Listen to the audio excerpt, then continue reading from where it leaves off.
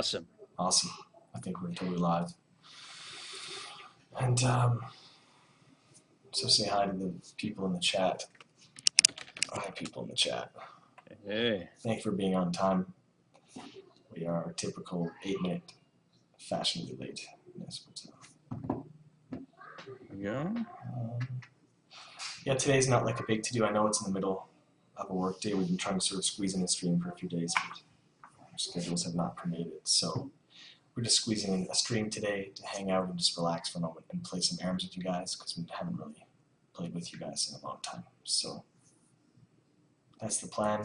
I have to wear a hat because I'm in an office that's all windows and the sun's literally just sort of beaming right at me. You can probably tell it's actually quite hot in here, so I'll be very sweaty soon, I think.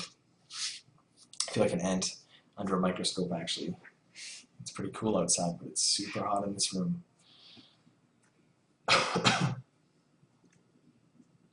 Are you sick? I'm just getting over a sickness.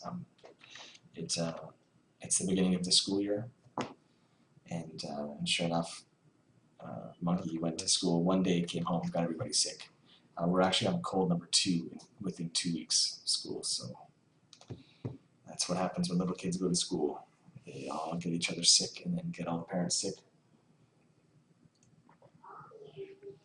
So my energy level is a little bit low, but that's okay. That's okay. Cool. Yeah, Terry said something so funny to me. He's like, Dad, how did he word it? He was like, Dad, did you know you're not very fat? And I was like, oh, thanks, buddy. He's like, yeah, you're just a little bit fat. Just a little bit. That's literally how he said. He even holds the just on the repeat. I'm like, wow. Thanks, Monkey. But anyway. Hey, Ozzy Osbourne, I like your name. That's pretty cool. Pretty neat. What's up, noobs? Hey, guys. We're just chilling for a bit, get some people in here. If you guys play League of Legends, you guys can get online. League of Legends 2, because we're gonna play with you guys and show you what's up. Oh, did you watch the tournament last night? Dude, yeah, I did. Did you, I watched the first 2 matches and I'm like, these guys are just getting their asses handed to them. Dude, I lost interest. Yeah, well, did you watch SKTT1 versus Gamania Bears? Is that why? Yeah. The Bears won. Yeah. No, the Bears got crushed. Well, SKTT1 is like the best team in Korea. It's probably the best team in the world. And Gamania Bears is like a team out of Taiwan that I don't follow the Taiwanese league, but it's a really small league. And apparently, even in the league, their record was like 12 wins, 13 losses. They just kind of had a good run in the playoffs. And like, there's like it's not really fair. It's like you know, a Canadian team going up against SK Telecom. You know, it's professionals versus kind of amateurs in a way. No disrespect to Gamania Bears, but I'm sure they would say the same thing. Like, I mean, it wasn't much of a contest. It was just a big stomp. But the next series, man, I don't know if you watched the Chinese one. That's the one that I was super excited for, and man, it did not disappoint. It was over in 2 games, but it was just crazy games, man. The Chinese players are so good, and I became a Royal Club fan last night for sure. Annie support, man. Oh, I missed that. I thought you were talking about Annie support with the Taiwanese team. No, it's the Chinese team. It's Royal Club. His name is Tabe. He's the guy that it's like his main. It's in the playoffs, I think, in the LPL, which is the Chinese league before they qualified for the World Championships. I think Annie had a 100% pick/ban rate. So he either picked Annie or it was banned against him in every single game. And then he opened up with Annie support like he promised the fans he would. Sure enough, they win the game. Even though he doesn't even have that great of a game, Annie's still such a strong support. And they win, and then the next game, first ban Annie from the other team. So we saw an Annie pick and ban last night, so it was pretty awesome. So who won? The Royal Club won. Yeah, not to spoil anyone that hadn't watched yet, but I don't believe in esports spoilers. I think that's stupid. But anyway, Yeah, they won. They were the Chinese champions. They actually beat OMG, the team they played last night, in the finals in China. Best of 5, beat them 3-0. Came here, beat them 2-0. But what's amazing is apparently, according to the people that are really into the Chinese scene, OMG is considered a stronger team, and everyone thought Royal Club just had a lucky streak in the playoffs, but they're pretty awesome. They're pretty awesome. But, I don't have much opinion of Brazilian players. They exceeded expectations the first time I saw them not too long ago in a tournament. I can't remember which one it was. They qualified. They did a hell of a lot better than I thought they would. I've never really hung out with any in person or met them, but they seem really friendly and pretty good. But I think the region there aren't nearly as many LoL players, right? Like I don't know how packed their servers are. I don't know if they can produce a team as good as no one can produce a team as good as SK Telecom except maybe China. There's so many people playing and they're so disciplined. Like they have the right lifestyle and the right attitude to dominate in something like esports, whereas North Americans and to some extent Europeans as well are just are too into having a personal life. There's nothing wrong with that. But in fact, there was a great interview with, I think it was Faker, SKTT1's mid, who's considered like the best mid in the world, and he was asked what's the difference between foreigner players and Koreans, and he said, I think foreigners have personal lives, and here this is all I do, and then he bought a plant. He's like, here's my plant. Like this is how I get out of the league mindset. He like waters his plant. It shows him on the documentary watering his plant. And I don't know if it was meant to be like sad, but I felt like sad watching. I was like, wow. I mean, the guy really has no life. Like they just play all day, every day. It's all that their brain thinks about is League of Legends, getting better at it. So I really hope people that do that win because they deserve it the most. They made the biggest sacrifice. Whereas in a lot of North American, European players, good-looking guys, good incomes, they're famous, they're out there partying, they got hot girlfriends, they got a party lifestyle, and just typically in the world, the guy that's not indulging in that stuff and that extra time spent is into more training is going to beat you. That's why probably it's going to be an SKTT1. Before the whole thing even started, before group stages, I think probably most people agree that SKTT1 is the strongest team, probably going to win the whole thing. I still think that, but I'm hoping for like a Royal Club SKTT1 final, and I think I'll end up training for Royal Club now because I was just so impressed by them, and so impressed by how well-spoken Tabe is. Their support player, their support Annie. What a nice guy, super humble, super well-spoken. Winning over fans. Yeah, they're all very humble. I didn't get the sense that one team was going to stomp the other until the game started, and the interviews happened before, and they're like, yeah, I think our opponents are worthy and our opponents are training well and we're watching out for everybody and we'll play our best, and that's what the interview happens. It's not like, man, I'm gonna kick this guy's ass, like, oh, they're noobs, they're streak, whatever, I don't even know why we're here. Like there's no smack talk before the game. So these guys that are obviously going to wipe the floor with them didn't have the American style sort of bravado and smack talk beforehand. Yeah. Which is surprising. People coming in. Now, I'm so impressed though by Riot's production of the world so far. Like it's next level. It really feels like a real sport. Just coming to the analyst desk, coming to the couches for casual interviews. Just the camera work, the lighting, the personalities. I think the people behind the desk, for the most part, are so much better than the people that were doing the job a few years ago were in esports. Like esports is just becoming so refined, and there's so many people now in the last few years that have tried to be casters and tried to be hosts, tried to be this. That the cream has risen to the top, and like almost everyone that's doing it is just so good at it. And it really comes off as it's so professional. Like I wouldn't be embarrassed to show someone League of Legends if people that were totally non-gamer friends of mine came over and like, what the hell are you watching? Like, no, check this out because it looks like it's on fucking ESPN. Whereas a couple years ago I probably wouldn't like just invite people to come watch this with me and be like, check this out, because it was just so nerdy and you could tell couldn't get around it. But anyway. Yeah, all of the replays and all of the the slow motion in their replays and all that, like instantly calling up, and it's a real production, and all of the you can click on all the different languages and get commentators in all the different languages. I thought that was amazing. Yeah. which Yeah. is in some ways it's surpassing traditional sports because you can't do that with traditional sports. So that's really cool. Yeah, it's super cool. That's Steambox. I know you sent me that funny GIF yesterday. I saw it in the Skype chat afterwards. But yeah, the Steambox thing, like I can't get excited about Steambox because I've had Steambox for 8 years, or has it been that long? Like I've had a PC hooked up to a big screen TV that has Steam on the PC for so many years that it's just funny. Like Steambox is really, it's for newbie people or people that it's more for like console noobs to enter the world of Steam, I guess. I don't know. Unless I'm missing Is something, if there's some new value added or something that I don't Well, already have. it's Linux based now, right? They're actually doing their own OS.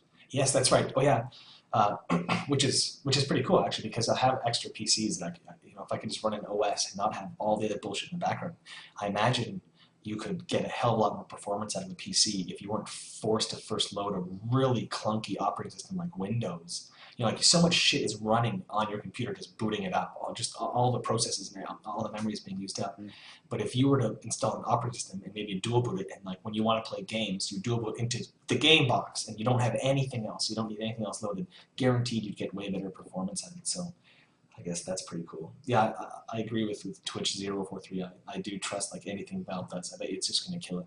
They don't seem to make mistakes. I think I now have more faith in Valve than any other older development company like that. I think I used to have that kind of faith in Blizzard, but I don't really anymore. But Valve is, yeah, pretty smart company. I just checked my Facebook feed here, and Jarett, we have a mutual friend who was like classic, like late to the party in like internet occurrences and memes and whatever else.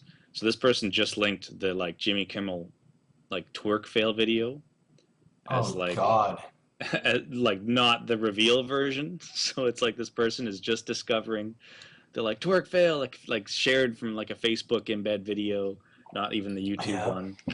And it's like lol. Hashtag last week, bro.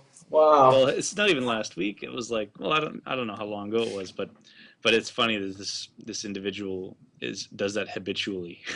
So it's kind of, Yeah. So am I but supposed to go on Facebook right now and find who this?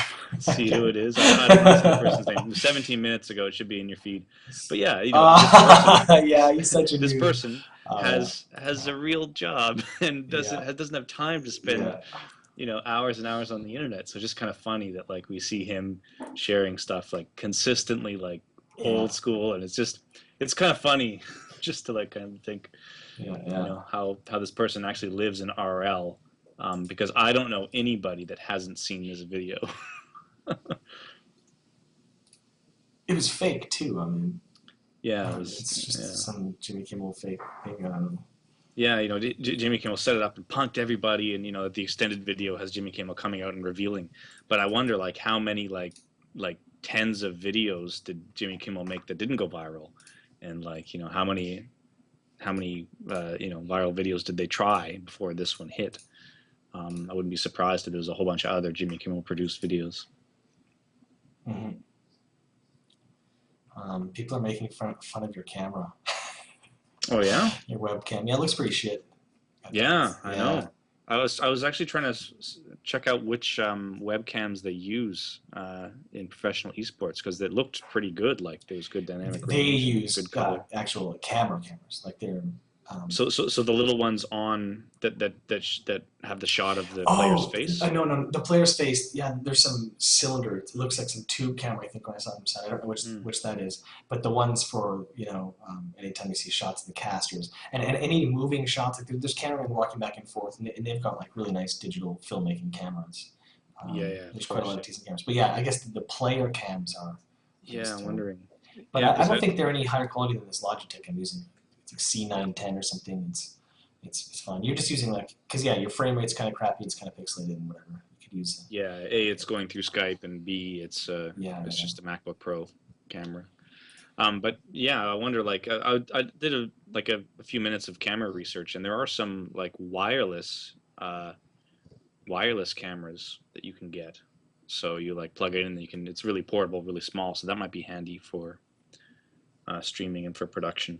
It'd be really nice to get a camera that, or stream from your phone or whatever from your LTE connection. That'd be cool too, but in higher quality than just your camera's phone. People, are you going to Worlds? I am going to Worlds, actually. I just got my flights. I just got my flights. I haven't even told you yet, Geoff. It was like 2 hours ago. But, Oh, nice. yeah, but I'm gonna head down next Thursday, and I got some open doors to the event, and it'll be pretty cool, man. I'm excited to see everybody. There's gonna be a lot of people there that I haven't seen in a long time, and it should be a good time. And it would be amazing if Fnatic could somehow make it to the finals. That'd be amazing. But yeah, it'd be cool. Royal Club, Fnatic would be someone I could cheer really, really hard for. I mean, I like SK Telecom. It's just that they're expected to win. You always It's the underdog. root for the underdog, man. It's more exciting that way.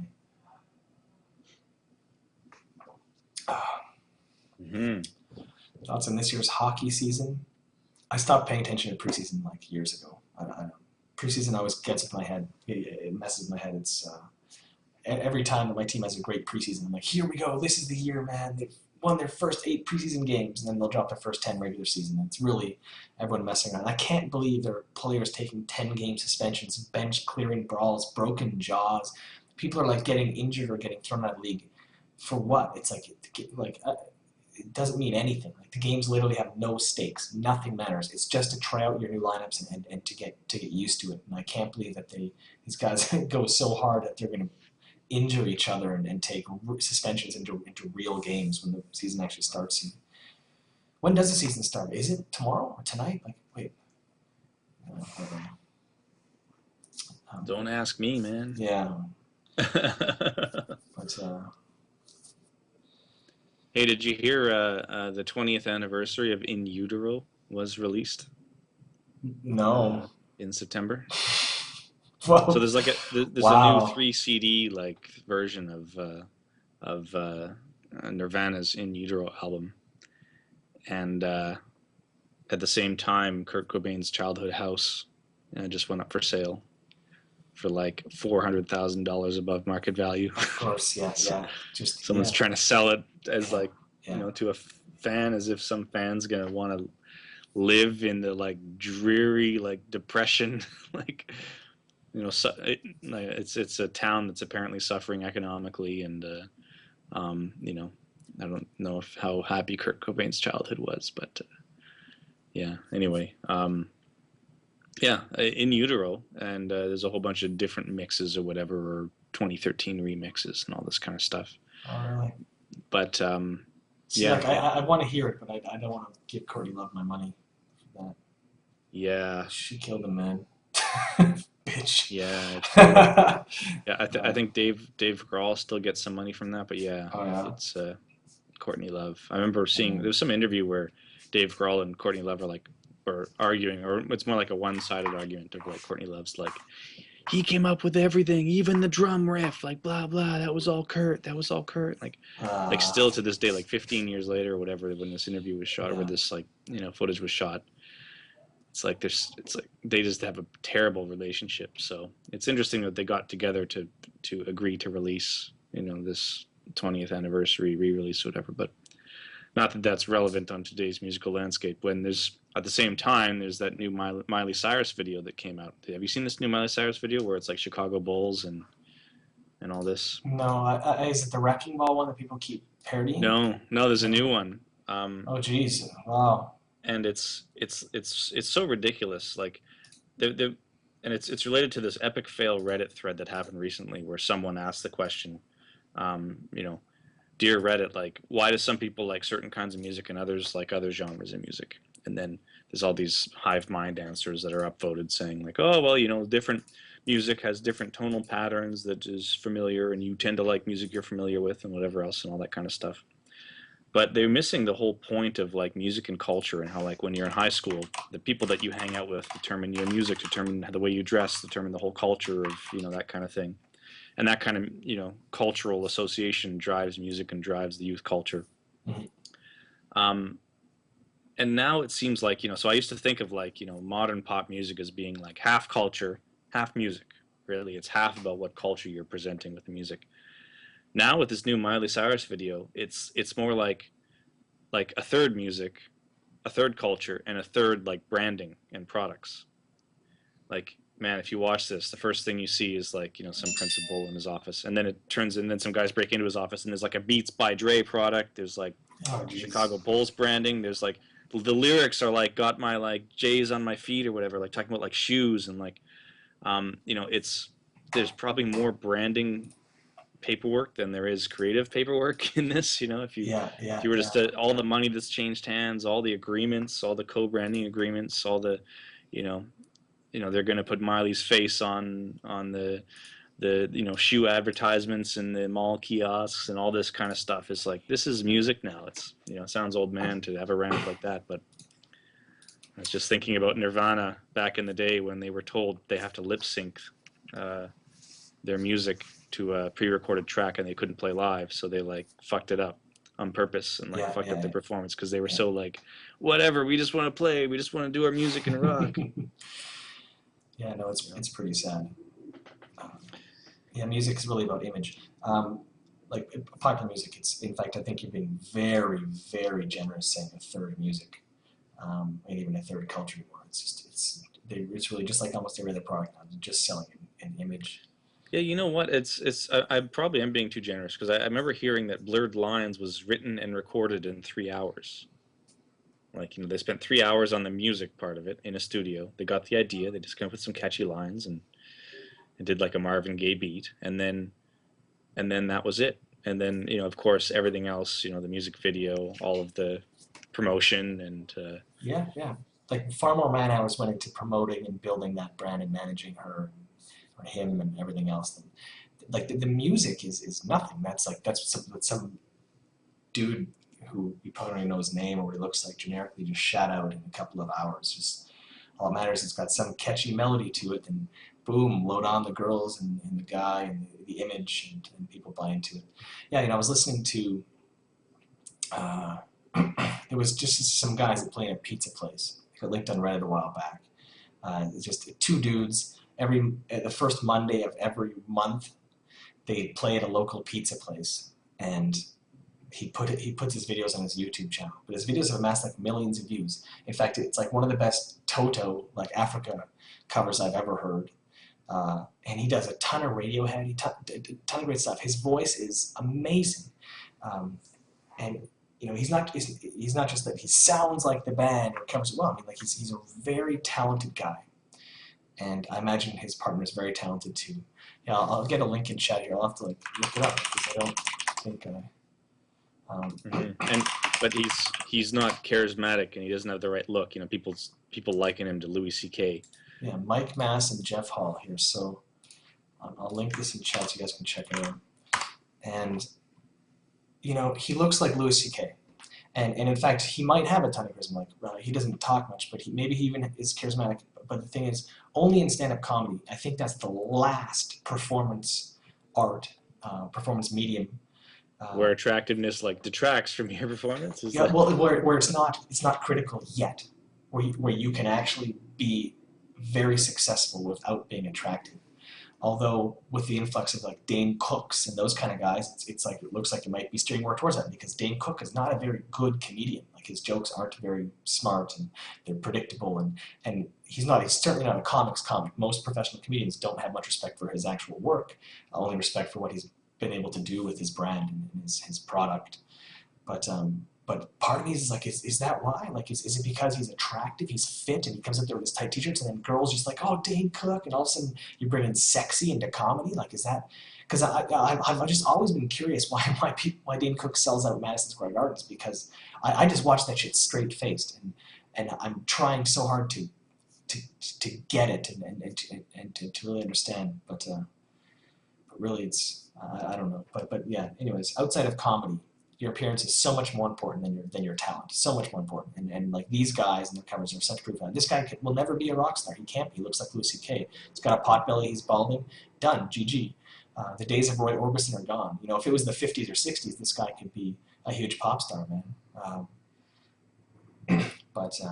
Mm-hmm. but certainly not in 2013, is any male who doesn't have a six-pack and a gorgeous chiseled model face with a mediocre voice going to ever become a pop star. In fact, I'm really surprised Robin Thicke is attractive enough because I think he's a pretty funny-looking guy, but I guess he's got a last name and he's tall, and I don't know, and I'm not gay, so I guess maybe I'm way off the mark on his attractiveness, but Thick, man. Robin Thicke. It's like a porn star. yeah, no, dude, like Robin Thicke, come on, come on, yeah. Snoop Dogg 251 says, Jarett, writing music is not that simple.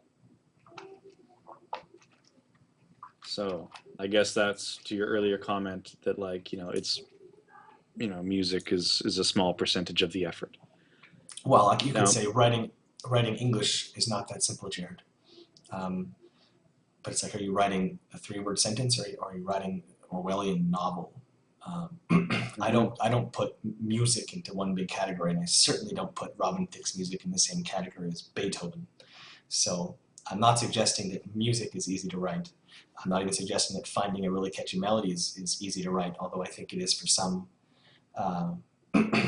And yeah, I'm not trying to jack from musicians, but most of my friends, I have a lot of friends who are professional musicians, who are very good at what they do, including Geoff is a person who makes a lot of music and knows a lot about music, and so I think you can speak better to the challenge of writing a Robin Thicke song versus writing something that's yeah, it's not like it's time consuming to come up with that. You need an intuitive understanding of a groove, and it's not that structurally complex. There's not a lot of different parts to it, and it's very repetitive from, like, comparing it to classical music, to film scores, to jazz music. It's extremely repetitive. So you just copy paste, and that's why Robin Thicke and whoever the other guy is can write the song and write and record in 3 hours.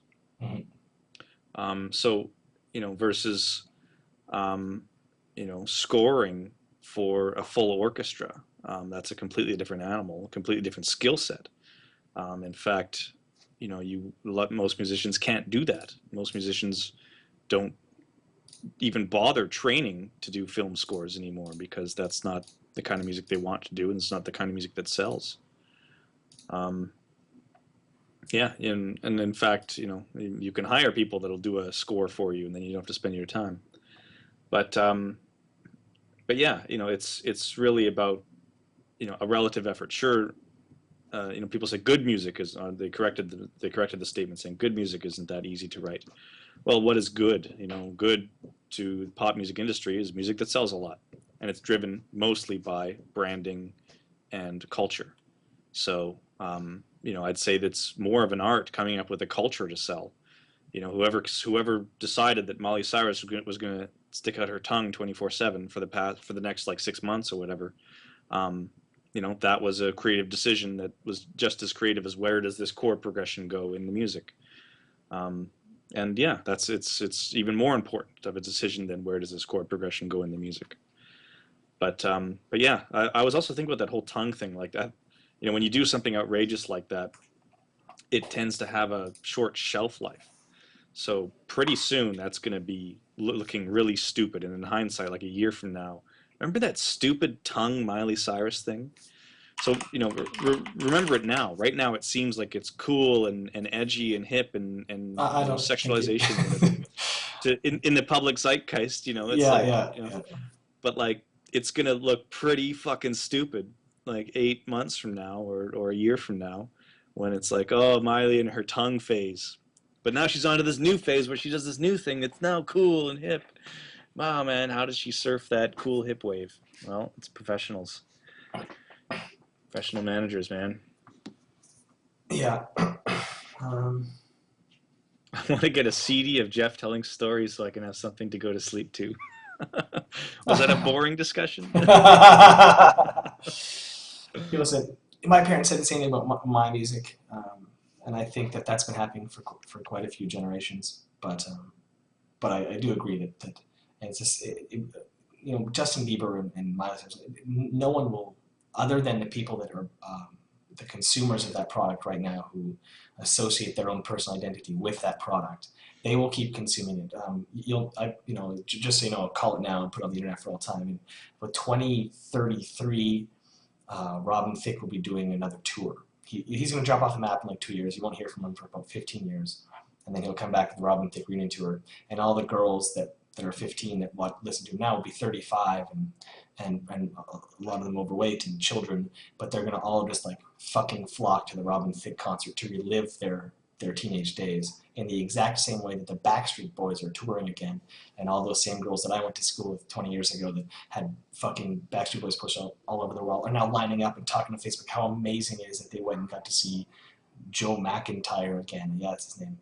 And it's outside of those people, when those people die, no one's ever going to listen to that music again. There's certainly not going to be a Beethoven where generations and generations and generations pass this music down and keep listening to it the way that I think Zeppelin will very likely be passed down and listened to by future generations long after the first core demographic died. People will still be listening to it. No one's going to be listening to Miley Cyrus or Robin Thicke, and it's not like an old man thing to say. I think it's just like truth. Like those products, they're designed for this current cultural condition right now. And it's going to work on the tongue sticking out thing. It works right now, and it sells right now. But it's not.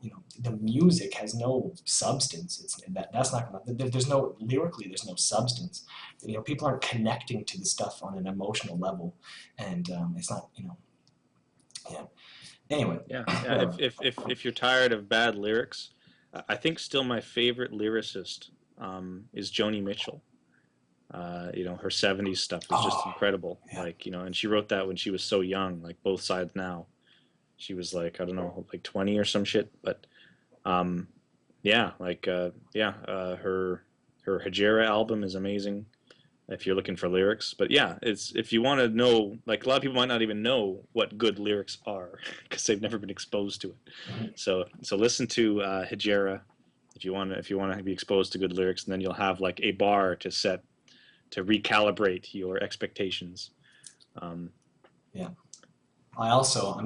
If you're into really deep lyrics, poetry, require a lot of thought. You'll change your mind on what they mean, man. You'll be diving in there. You'll be like exploring it on so many different levels. Tool has incredible lyrics. And I think Leonard Cohen has some amazing lyrics. Gordon Downie, like Tragically Hip, has some decent lyrics and then some very poppy, like not shallow lyrics. But Radiohead has some great lyrics. Pretty cryptic again, Radiohead. But there are some great lyricists still out there, amazing ones. But it's not. It's not the lyrics that sell. It's not the. What is it? If you want it, then you better put a ring on it. Is that how it goes? If you like it. If you like it. If you like it, then you better put a ring on it. Oh. Yeah, stuff like that makes me not want to have a daughter, man. I would just, if I came home and she was listening to that dancing and twerking in front of a mirror, like I would pack up and move to Kenya, man. Kenya? I don't know. You terrorist? I'm just gonna go move to a mall somewhere in Kenya, man. Fuck. But yeah. Someone asked who does Pure Pwnage's marketing. I do. Basically, I think Jarett just tweeted a few tweets. We've always just self-marketed, so to speak. But our whole philosophy was let the product speak for itself. Not that we ever really considered it a product when we first started or looked at it that way, but now we're really old and cynical. But no, we just wanted to make something really good, and then we were still in university, super idealists. We're like, man, if we make something good, people will come and watch it. They'll pass it around, be like, it's good. Check this out, it's good. Word of mouth, man. And it did kind of work. It actually gave me hope. It did kind of work. But yeah, that was our marketing. Was like make something that doesn't suck. That was our genius strategy. Yeah, it was actually the fans marketed it more than anybody else. It was like people talked about it. It was great. Mm-hmm. Yeah. That's how the show happened. Yeah, they still do. Every single Fan Expo, I get some kind of comments. A lot of people now are like, oh, my friend introduced me, my brother, I used to watch it, blah, blah, blah. It's still like most people, when they tell me about how they learned about Pure Pwnage, it's some word of mouth experience. It's almost always a recommendation. It was never like, I was flipping through Showcase and saw it on TV, or I read an article in a newspaper that said it was a good show, or something, like some review or anything. We never took out ads. Just people talking about it. Mm-hmm. Can you please come back to TV? TV doesn't want us. TV said no. Yeah. It's too bad. Yeah. TV didn't want us. Jerks. But We'll show them. The film festivals will want the movie, hopefully, though. That's. I certainly hope so. TIFF is our big dream. Yeah, if we get into TIFF next year Yeah. for the premiere, that would be awesome. And the movie's gonna be pimp. Oh man. And you're going to be at VIFF next week. Is that what it's called? VIFF? Is that what they call it? Yes, the Vancouver Film Festival. Sweet. So yeah, I'm gonna be talking. Which is why you're missing the World Finals. That's right. I'm missing the World Finals. It was the VIFF and then the Canadian Comedy Awards happened at the same time. Oh yeah. So, and that's in Ottawa, right? Yeah. Yeah. Yeah. So I'll be missing all finals, which is too bad. Yeah, it should be pretty cool. It'd be exciting. This year I'm much more into competitive League. Like when I went to the World Finals last year, I played a little bit of League on and off, and I was pretty newbie about it. But I only watched a few pro matches. I wasn't really into competitive League, so I didn't really have a lot of the build up and the story behind how all those teams got there, their struggles, etc., etc. Just a few of them, like SK, because that was at Gamescom when they qualified, and Ocelot was crying. It was really emotional and cool. So I had a little bit of background, but this year I'm so much more familiar with all the teams, how they all got there. There's so much story for me. It's so dramatic. That I think no matter what, the finals is going to be just crazy. And the Staples Center, oh my god, dude! Like I just remember last year was so crazy. The live orchestra. I mean, people think the international was big and cool, but honestly, you've seen nothing. Even if you can hate League, but you like esports, then shut up that part of your brain that says it hates League, and just for the love of esports, check out this event and see how they knock it out of the park, because they're already killing it, I think, with the World Championship leading up to this. But when they move to the Staples Center for the final, I mean, and I think there's going to be some big eyeballs on that now that, very large companies, and there's an article every second week in Forbes about esports, and American Express is sponsoring this, and Nissan, like huge brands now are coming into esports, and it's just becoming so legitimate. It's such a legitimate sport now in the eyes of big advertisers. That, I'll be curious, man, to see just how crazy it gets. But yeah, it's exciting that they're really promoting this kind of thing, and there's always been talk about it's going to explode. It's on the verge of exploding. It's going to explode. Mm-hmm. But I don't know if it'll be an explosion rather than just a slow growth. Like as the player bases grow, as the number of competitive games grow. Yeah. Well, I mean, it has it's growing steady, but the growth has been explosive for 3 years now. I think it's not going to be like one night you wake up and it was in the Washington Post today. That's it. It's over. And like everybody watches it now. But it's growing very quickly but steady, and will keep growing quickly and steady until I just think it's approaching that critical mass now, where all of a sudden ESPN's can be like, well, we have to cover it. We have to have a segment on this game. There's millions of people watching this sport.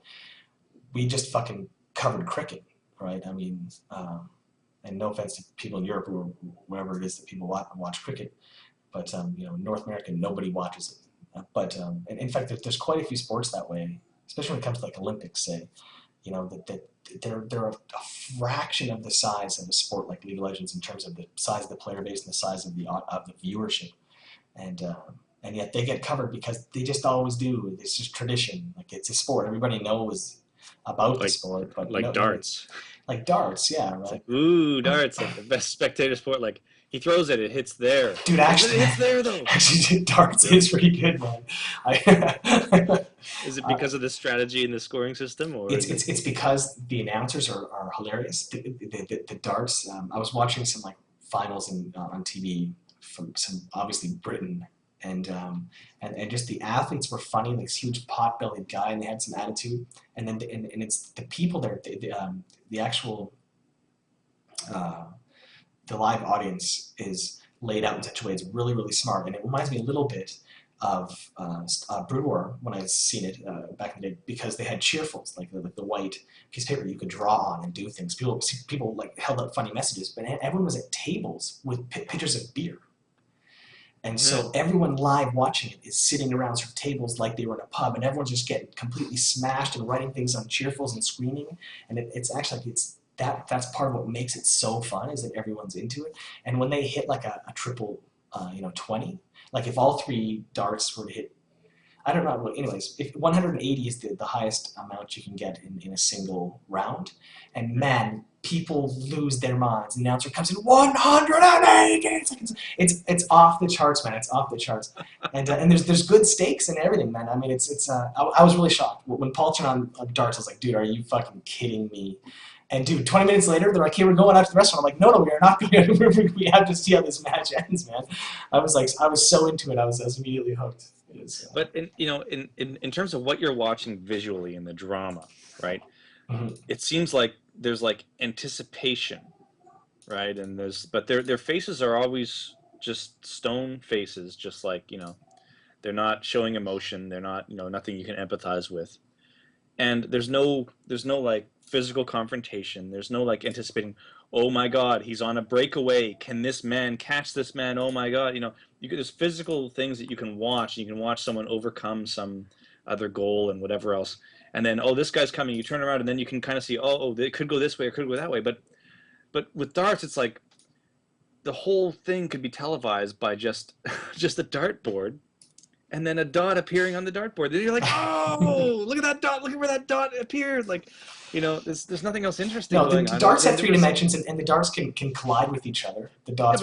but you don't see them fly. You don't see them like go through the air. You're like, oh, it looks good. Oh, is it gonna hit there? There's no slow-mo version of darts. It's just like, dude, it just appears. you gotta right? watch darts, man. You gotta watch darts. They use like phantom, like crazy 1200 frames per second cameras, and you see like you see the wobble as it goes boom. Next, I'm telling you, dude, they have mastered the art of broadcasting darts, and I can tell from what you just said, you have not. We got to sit down, have some beers, and watch darts, Geoff. We got to. All right, we gotta watch darts, man. You convinced me. My position is untenable. If there's a phantom camera, then what I said is just plain wrong. But yeah, man, I don't know. I don't know if it's the same as. I don't know if there's the same amount of anticipation because there's no interaction with the opponent, no direct interaction, right? Except for where the darts ended up. Yeah.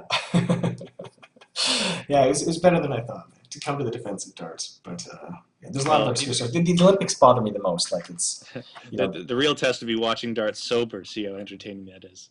But yeah, we'll have some beers. Yeah. So you were saying Olympics? I was gonna say Olympics bother me the most. Like I'd really like to see, at the very least, I think the biggest esports like StarCraft 2, Dota 2, and League of Legends should be in the Olympics, or at least one of them should make the Summer or Winter Olympics at some point soon. Because I mean, if you look at the sports that are in the Olympics, most of them have been abandoned by all of human cultures for like 50 plus years. Discus.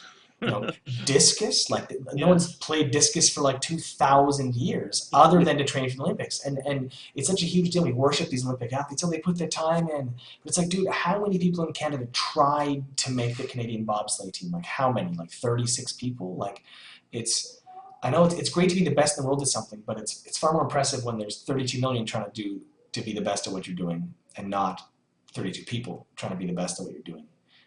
And some of the sports in the Olympics have just gotten so obscure that they're just stupid. It's embarrassing. Like dressage, man. I know everyone posts on that, but really, horse dancing, like really, not League of Legends though. And when I suggest to a lot of people, even friends of mine, they're like, yeah, League should be in the Olympics. I'm like, what? Like a video game? Like what? But no one says shit about dressage. How many people on the planet are sitting around going like, let's say young people just hanging out in a basement, and like, what do you want to do today? I don't know, man. Dressage? Yeah, man, I could go for some dressage. Like, it's like no. People play video games. They play soccer. They play football. They play baseball. They play these sports that, some people swim competitively, go for fun and exercise. But like, come on. How is that even at all relatable to an audience? I guess there's people that are into horses, and anyway. My friend does that, Geoff, sitting around. I could go for some dressage, man, right now. You know what? I feel like dressaging. I should make someone just linked a video of a crowd going crazy to darts, and see the type of crowd. Again, when I was watching esports, when I was watching darts, I couldn't help but feel that it was so much like like esports. It really the type of crowd, their enthusiasm. It really was pretty cool. So let's see if I can play this. I'll do a really hack job cut here. Can you see that, Geoff? Is that crazy? Does it look all right? Let me see. In the stream. Yeah. Can you see Aberdeen crowd goes wild for darts? I'm listening. Yep. Sweet.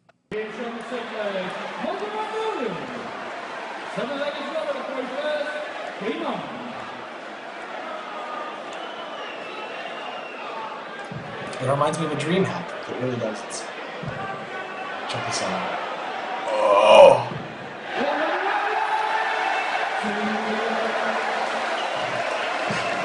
Yeah, but there was no ramping up. Oh, he's doing. Oh my God, he can do it. This actually, that doesn't do it justice. I was assuming this would be some super epic, do it justice. But you can find one better. Do a bit of looking at, you'll find.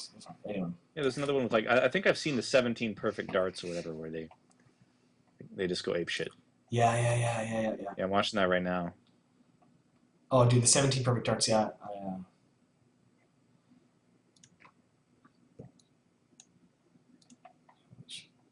Yeah, I'm watching it now.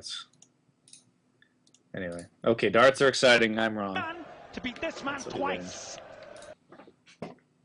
Greatest darts moment.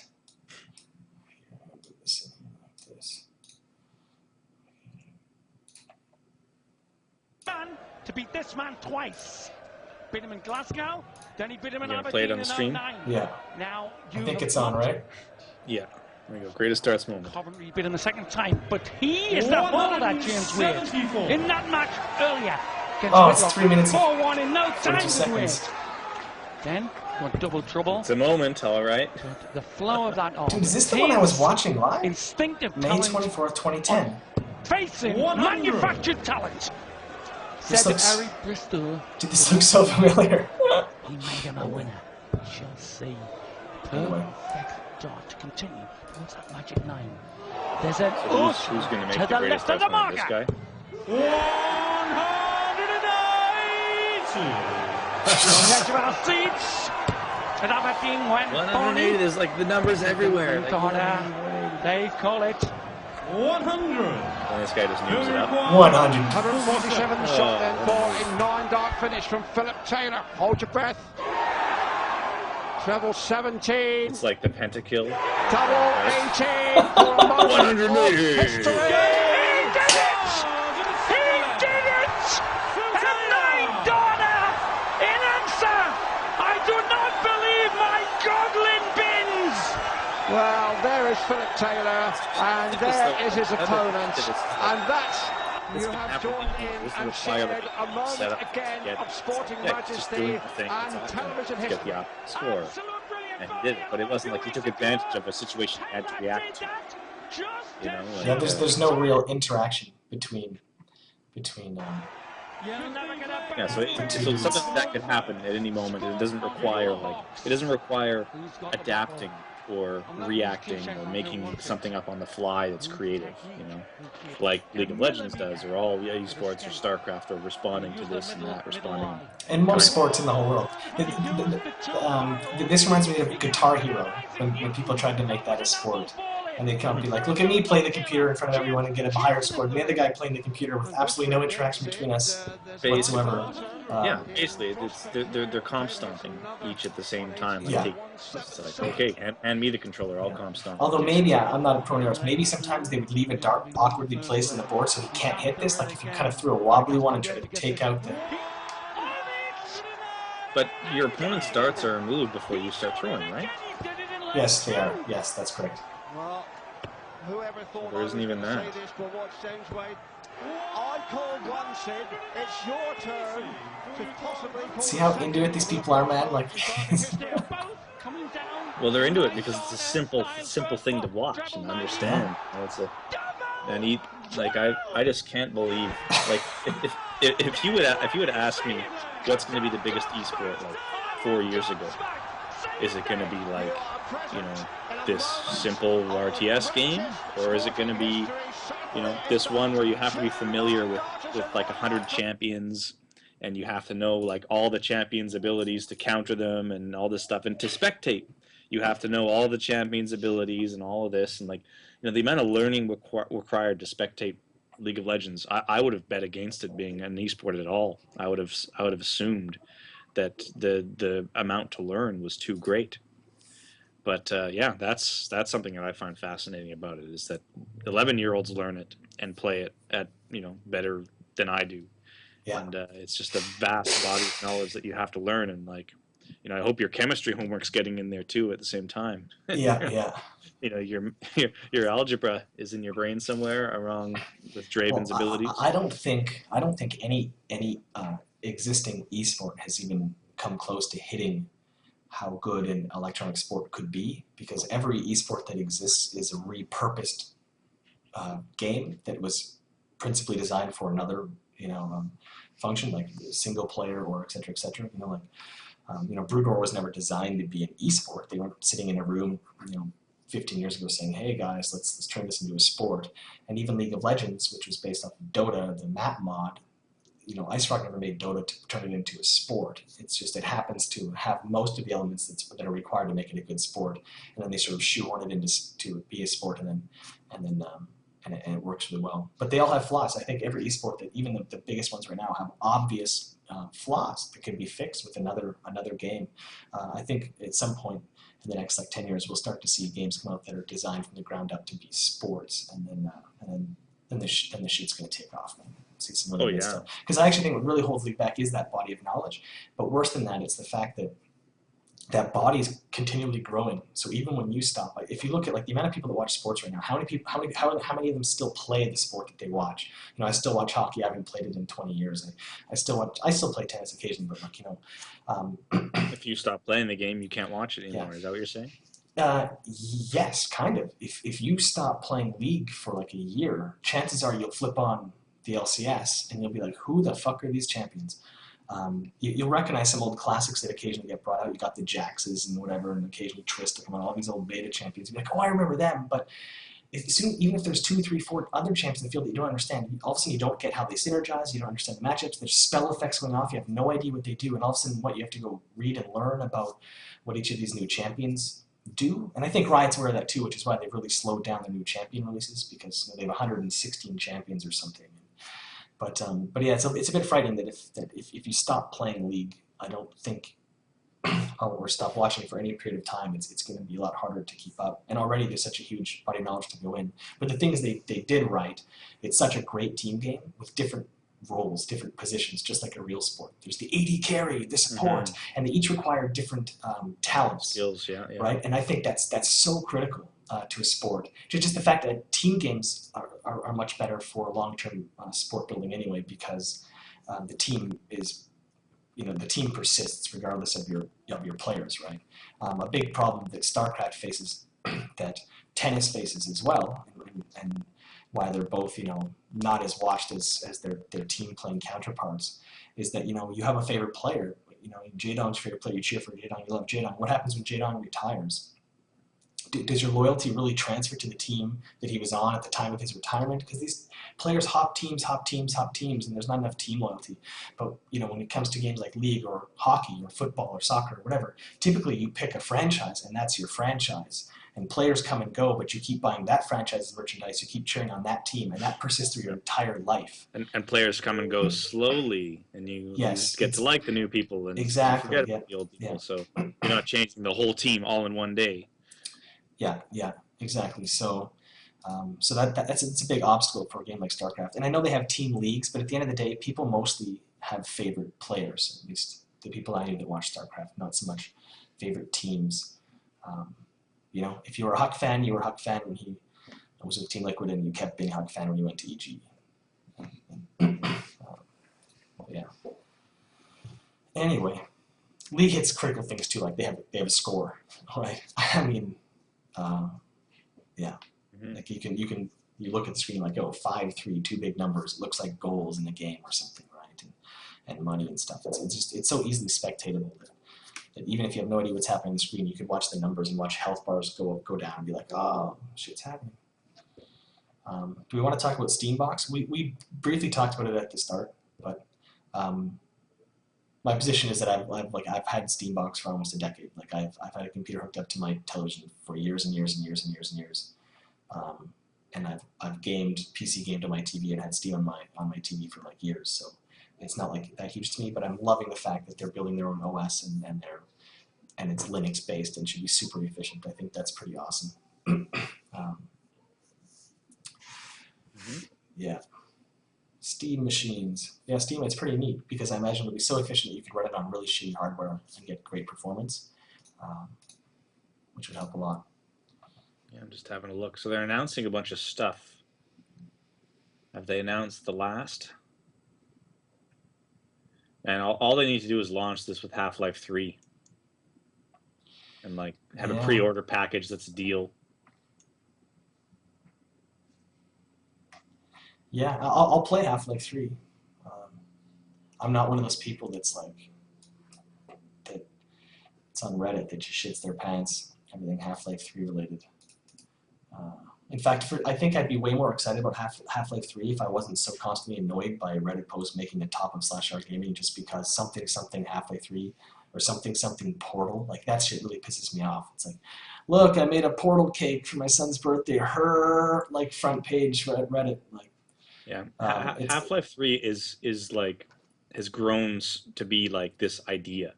Yeah, it's like it's an anticipated event in human history. You know, so it's like people like who knows if it's gonna become a thing, but like, you know, it might make its way into the dictionary as being like meaning anticipation or some anticipated events. Like, oh man, my wedding's like Half-Life 3. I'm so excited. Yeah. Like 10 years from now, Half-Life 3 is. And thing is, like, you know, Half-Life 2 was a good game. Like, I remember I really enjoyed it. In fact, it was one of the last single-player games that I played through to completion. Like, I actually did the whole campaign right to the end because I thought the world they crafted was so great. All the speakers, I could walk up to a TV and listen to it. It was the perfect Orwellian nightmare. They did such a great job. It's rare too. The writing was good, and that's so fucking rare in video games. Yeah, I remember like just running up that apartment complex and like I remember that first section of Half-Life 2 and there's that couple on the couch that are like, oh, they're like cowering, and I was like, holy shit, like this is like dramatic, and it's like really grabbed me to start, and I thought I chose to go there. Like, you know, there is only one way to go, but I thought it was my choice. Like I didn't realize they were hurting me there. And it was like, you felt open, but you were always guided, which in a story-driven game, you kind of should be. I think it's your book or something. But yeah, no, it was great. But that said, even though I really enjoyed it, it wasn't so amazing to me that I would shit my pants over the sequel like 10 years later. I'm like, oh yeah, that was a pretty good game. I'll totally get that. I'll totally check out Part 3. That's sort of my position on it. I never played the multiplayer. I don't recall ever playing like Half-Life 2, like vanilla multiplayer. I think might have pissed around with some mods, but mostly it was just Counter-Strike. Yeah, it was mostly just a single-player game to me. But anyway, it's a bit weird to me just how big Half-Life 3 got. Like this mystical thing that it is. And now I feel like there's no way he can live up to the hype. Like, how do you deliver on that? Everyone's going to have these expectations that are just unrealistic, and I think people are setting themselves up for some pretty big disappointment. Grand Theft Auto 5, man. Have you played it? No, I haven't, but I just want to say one last thing before we change topic. That's one of the reasons why Joss Whedon doesn't push for Firefly. He actually said in an interview, well, you know, there's the anticipation and the fandom, you know, I really hate to fuck it up and then ruin like the first season of Firefly, the TV show, because it's just, you know, bring back Firefly. The cancellation of Firefly has just become such a huge thing. But, you know, Joss Whedon just made the Avengers.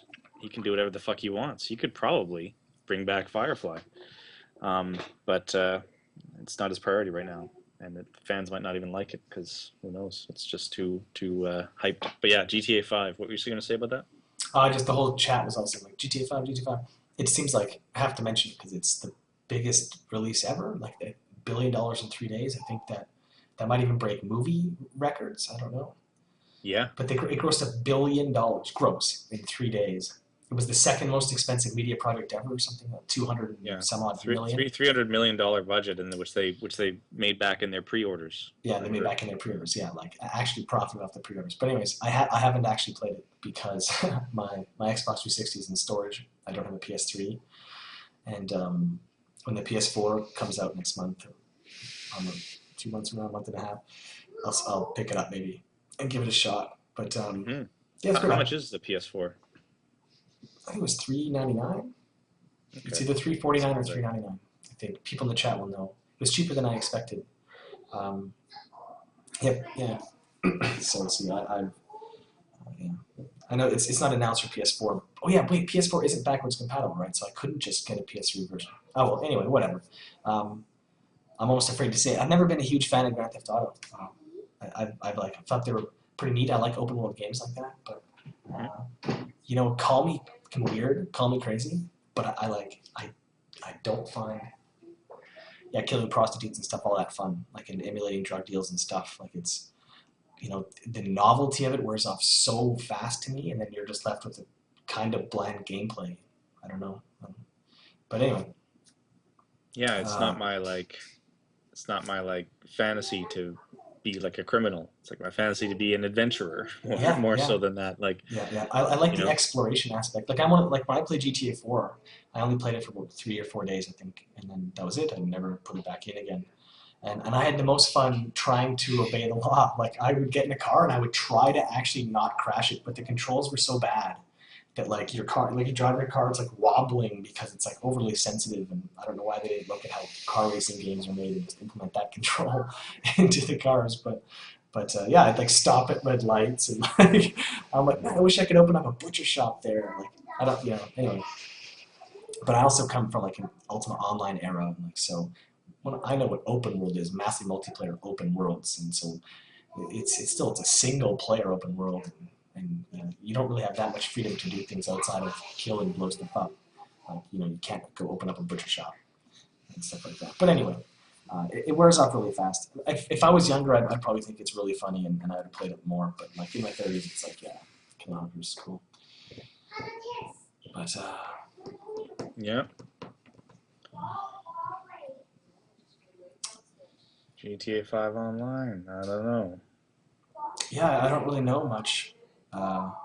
They haven't released many details of that, as far as I know. All I know is it's supposed to come out around a month after the game launched, or something like that. But yeah, I don't know.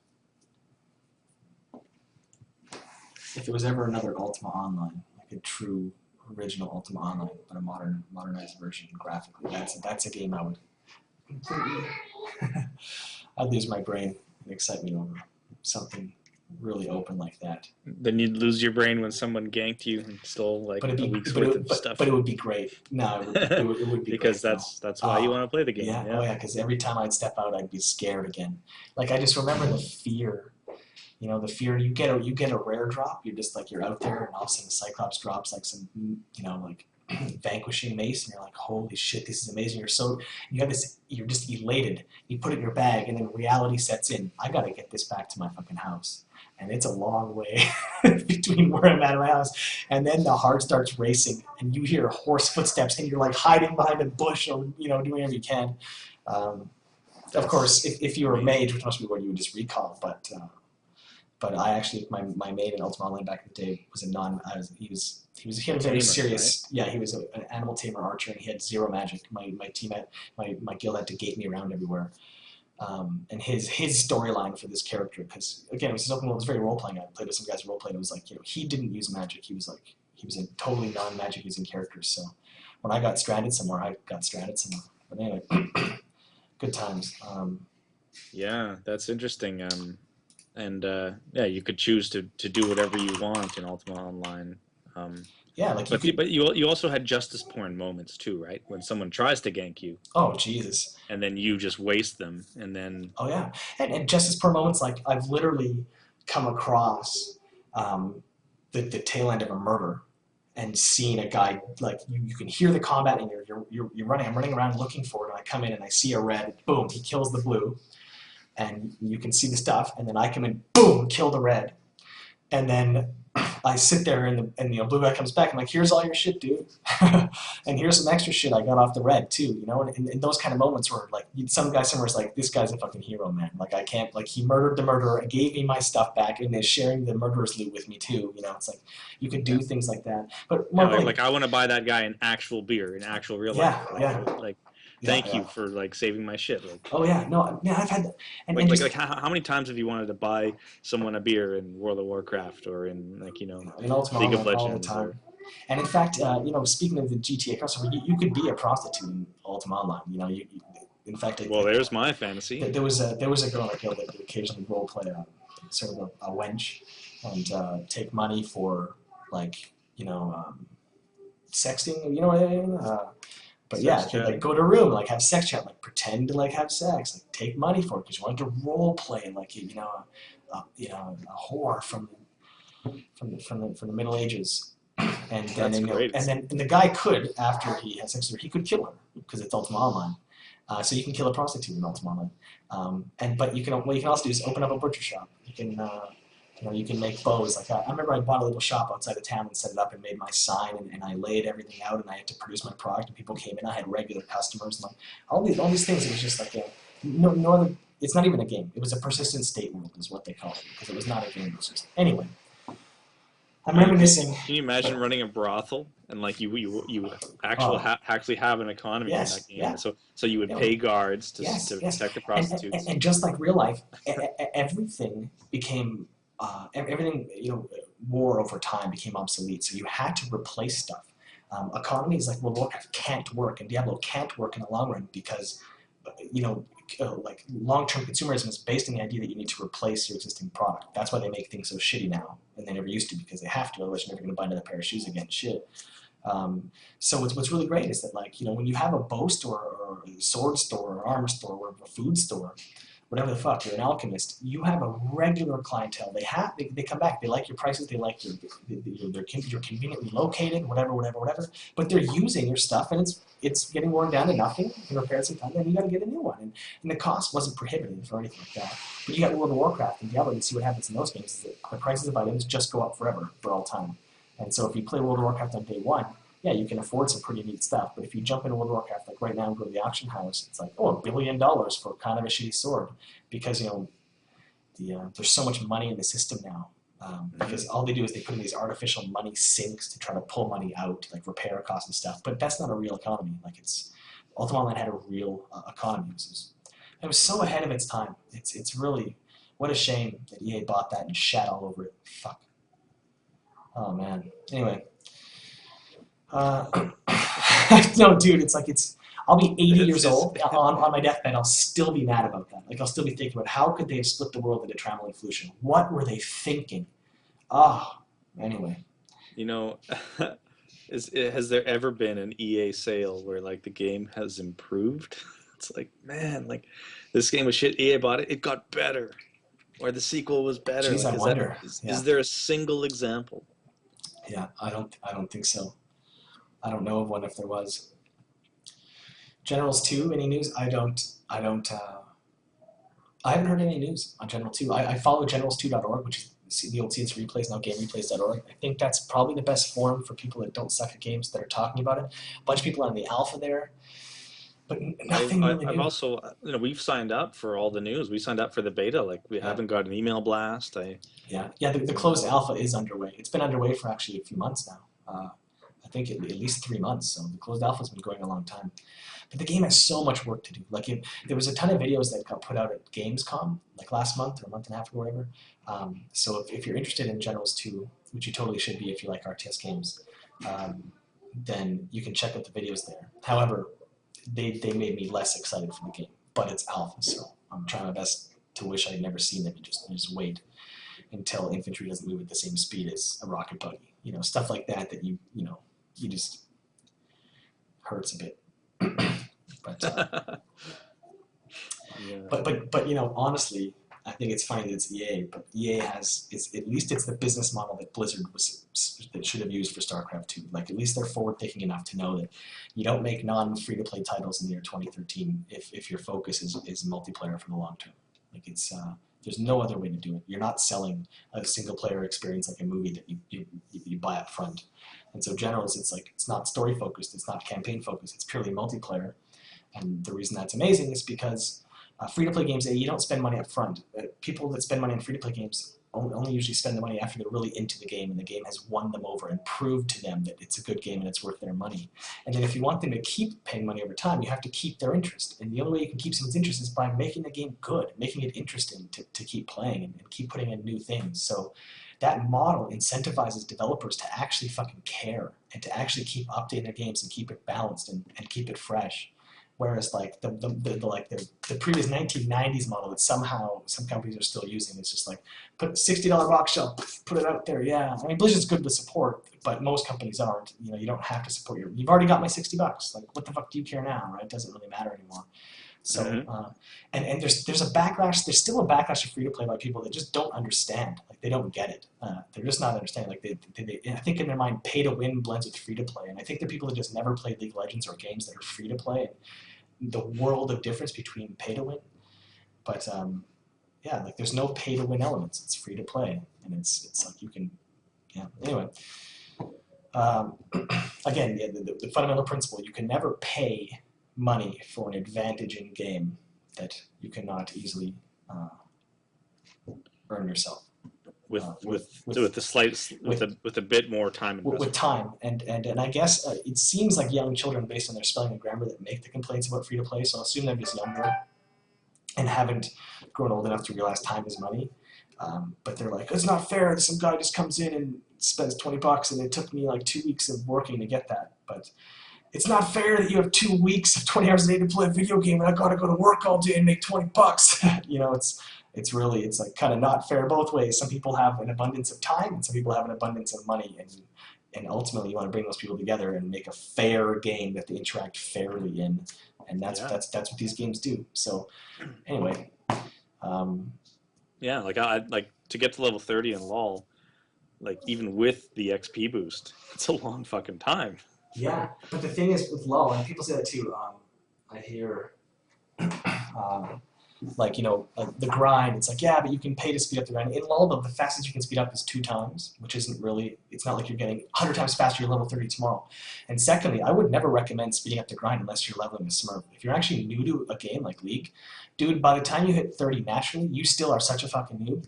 That's the tutorial. Like, you're just skipping the tutorial. Don't worry about the grind. You're too busy learning the game. And that's, you know, I want to address this too, because I see some comments all over the place. It's like, man, leveling's stupid, like, blah, blah. I just want, like, a totally fair game that the first day I play, I jump online. It's like, I'm not facing level 30 and you earned all the shit that I have to spend time or money to get. It's like, dude, you're going to get killed anyway.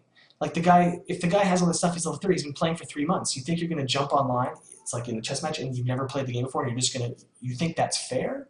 Like, that's not fair at all. Like, they're pretty much forcing you to do a tutorial so that you don't jump online and just get completely smoked. And, yeah, it's not a button masher game, you know, like you can't just jump in and just start mashing buttons. Yeah, and do it's like okay. There's a lot to learn, and they make the learning process fun by adding in these little RPG elements, you know, and yeah. But anyway, but yeah, I often see it, especially on the Generals 2 boards. Like, that's why this is fresh in my mind, because Generals 2 boards, inspiring me to hate people for 10 years now since you replaced that. It's like my hatred of people on that forum was a key motivator behind Pure Pwnage. But yeah, there so many people just make that same comment. Like, it's just so unfair that some guy's going to have worked to unlock a general that I don't have. It's an unfair advantage. But it's like, as though they were going to play the game on day one and beat a guy who's been playing it for months, right? It's like, but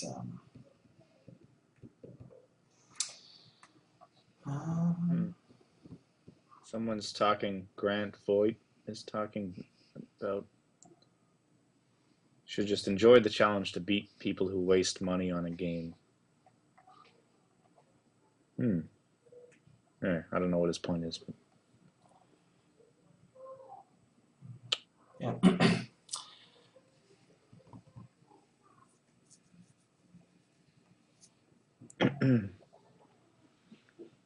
So what do you think? Are we gonna play an Aram? Yeah. Like we had promised? Yes, that's right. Oh yeah. Yeah, let's totally do that. Yeah, we came in. We're like, we're not going to talk. talk. We'll talk for 10, 15 minutes, and then we'll jump in games. And it's like hour and a half later. Yeah. Still chatting. That's cool. Yeah, only every day, Hamdi Ray. Only every day.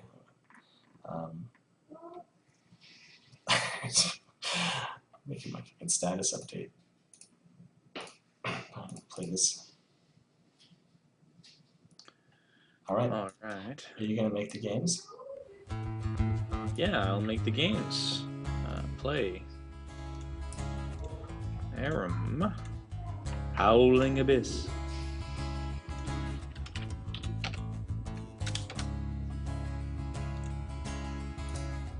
I'll invite my own team of mates.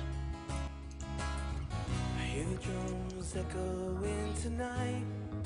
She hears only whispers of some quiet conversation. Alright, inviting some people.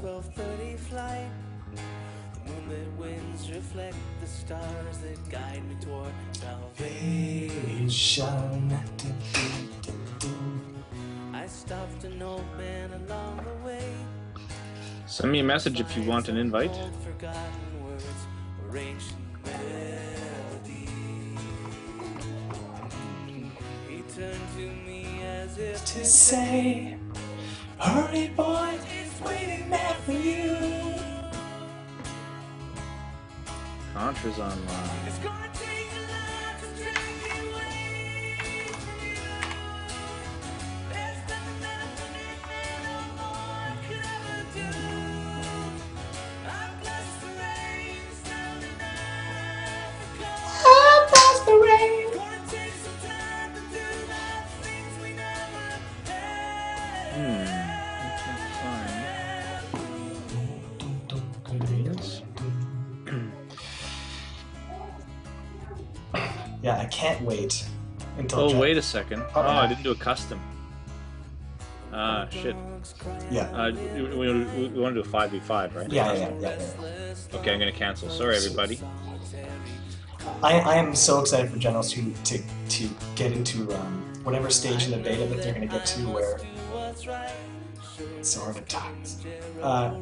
When people can stream it and play it and the NDA's lifted because man, honestly, I just like wait to see my technical micro. Man. Assuming that technicals still have micro, it's going to be pretty fun, man. It's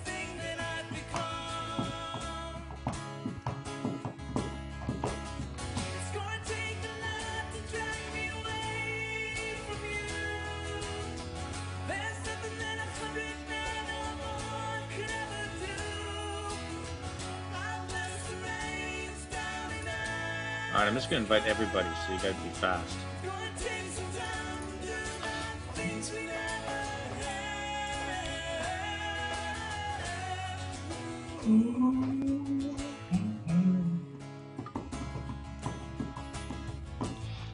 have 10 spots.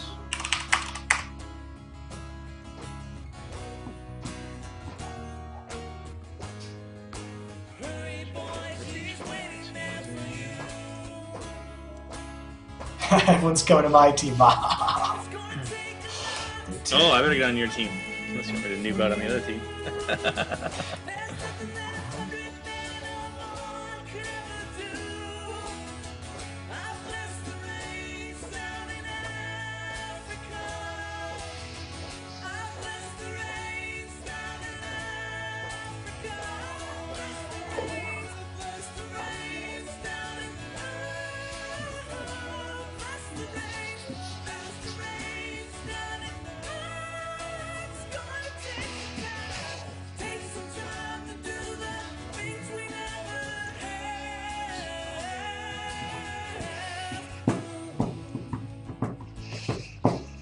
You see my silver 5, Geoff? No more bronze for this guy.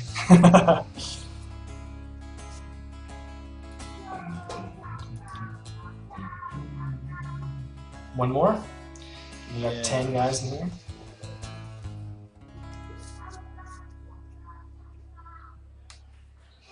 Okay.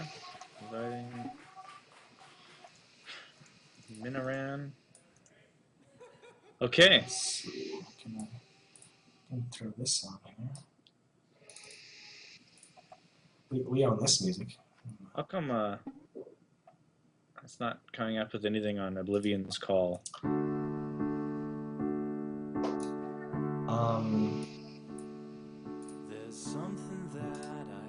What's not coming up? Stats. Okay, level 30. Okay, good. So make sure everyone's level 30. All right.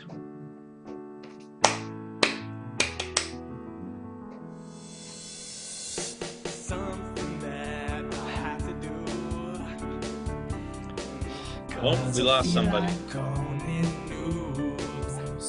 Okay, we got somebody. Ready? We're starting the game. I should put a delay on here. Oh wait, it's it's Aram. All right. Who wants to trade?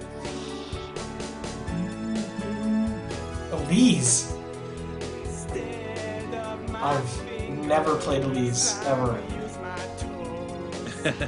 Ever. We're gonna trade with somebody. I can trade? Dude, I'll trade with you. Do you play Elise? who plays Elise? The trade's not, it says it's not available for you. Oh, what? Oh, because you don't have it. I don't have it. You can re-roll if you got a roll. Oh, no, you can't re-roll. Yeah, why can't I? Because it's a custom.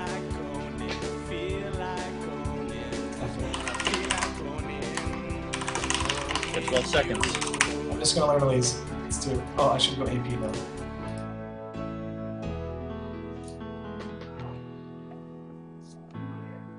And then I have to take a super fast bathroom break. The same, good idea. Alright, I'll be back. Alright, Geoff.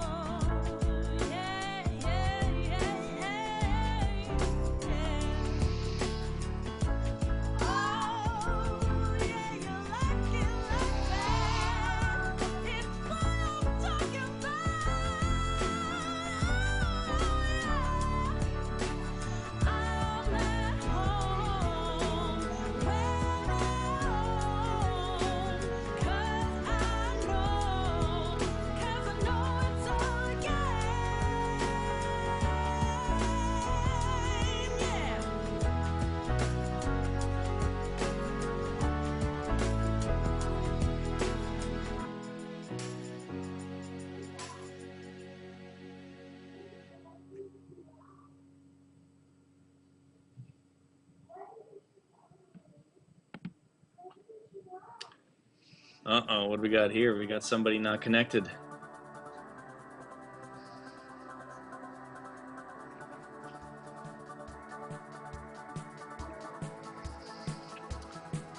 Pretty much everyone else is loaded. Oh, we got it connected. Brand is connected.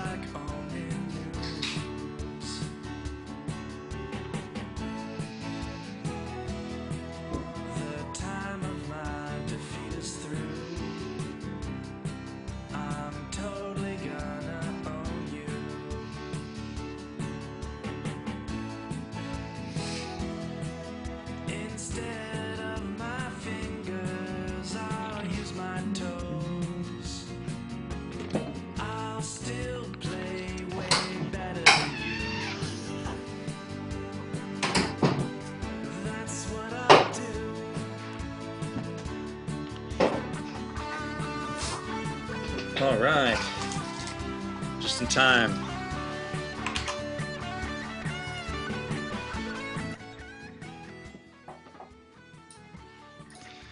All right, I should probably check off there, huh? Oh, that wasn't. This is the screen I wanted. I know the truth. Chat, let me know if you can or cannot see us. Oh, 1375. Holy jeez. Oh, it's on.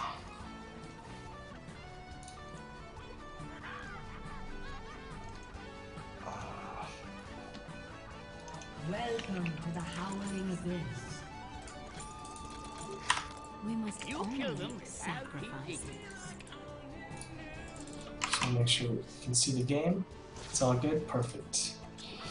Perfect. Okay, now learn Elise skills. Neurotoxin.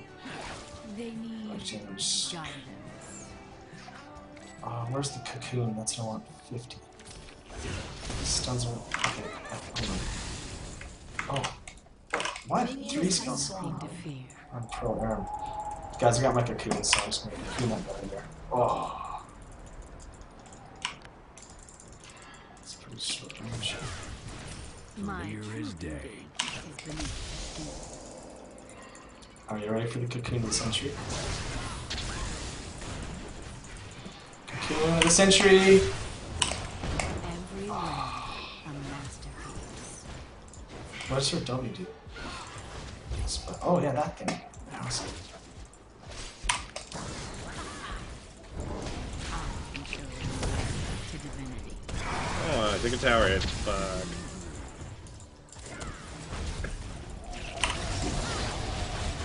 I know what lurks in the shadows. Uh-oh. Uh-oh. Okay. Pulling the strings. Watch. Oh my god, I'm the worst cocoons ever, man.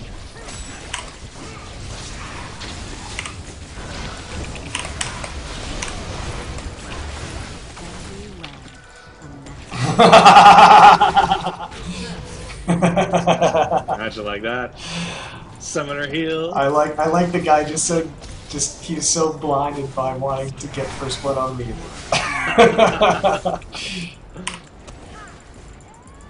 Now there's some health in the back, Jarett, you can get.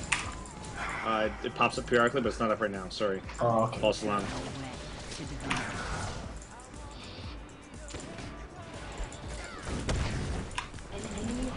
But yeah, I think you have increased regeneration in Aram as well, but maybe not. It's just this map, I think. Eyes open.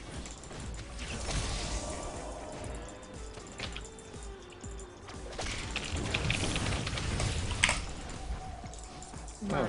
true beauty is beneath. Use my ability properly. So what was... Yeah, man. Alright, here we go. There you go. Steal their health, man. It's great. I know the truth. Oh no, that might have been death. Wait, how do I go up in the air? Repel, what? Which one's repel? Shit. That was brutal. I've never transformed to a spider before. Oh.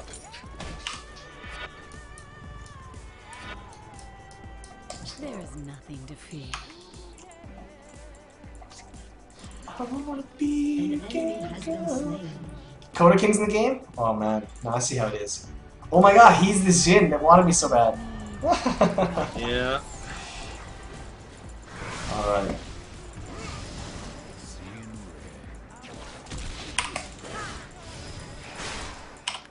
I know what lurks in the shadows. Weather forecast for tonight. Oh my god. So... What? I know. Oh, I gotta stop wasting this. It's my siesta. 2? Alright, give me a brand. Give me a brand. I know you want some. Watch them dance.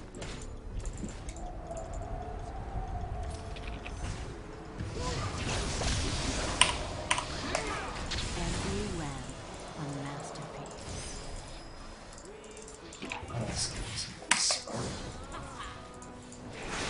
Useless. I can show them the way to divinity.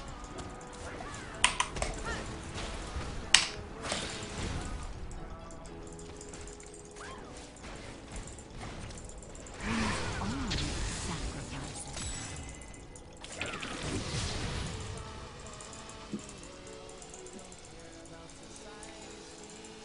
When he's spinning in that mode, is he basically invincible? No, I think he just has boosts to his armor magic, but he gets faster and faster. Is my newbie understanding of Ramos. My true beauty is beneath the skin.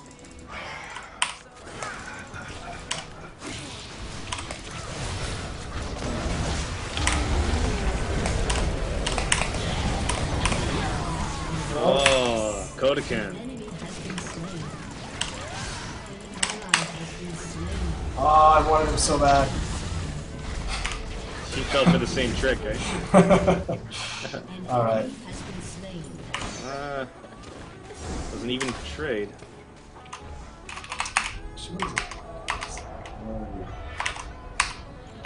Wait. Alright. There is nothing to fear.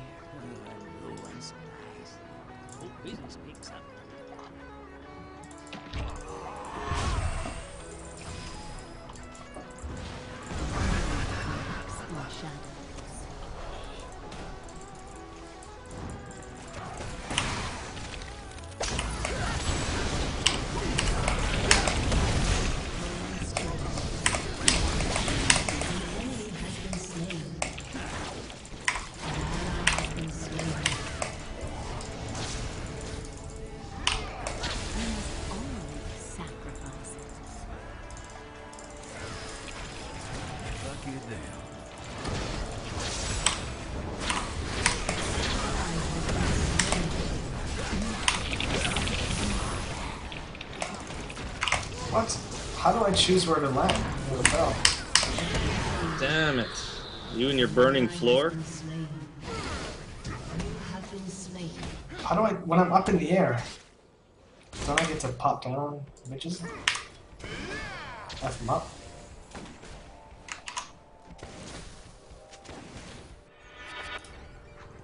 I know what lurks in the shadows.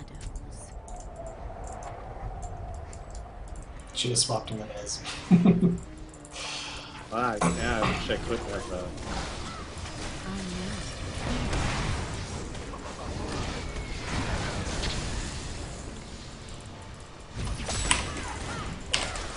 know. Our enemies are giving you hints.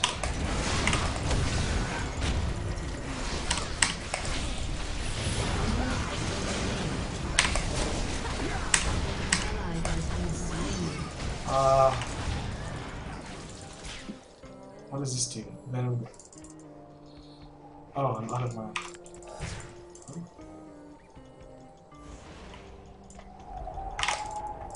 My true beauty is beneath the skin. More health back there?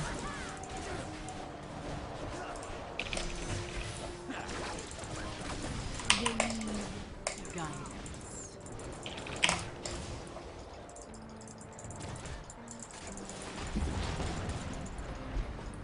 This is a pretty slow going for him, isn't it? Ah, no, let's say this is... Well, I guess, yeah, usually there's a tower down by now.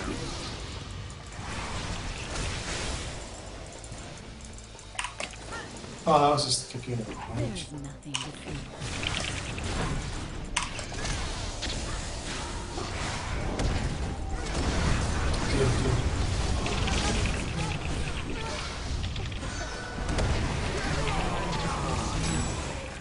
Should have been fighting instead of running.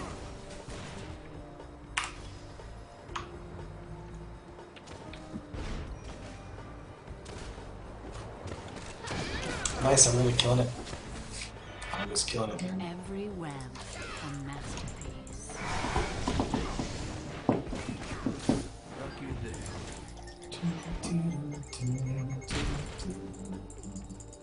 There is nothing to fear.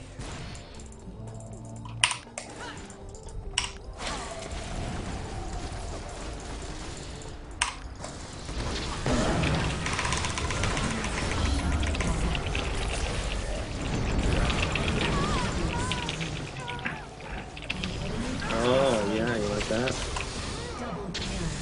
He died for it, man. No!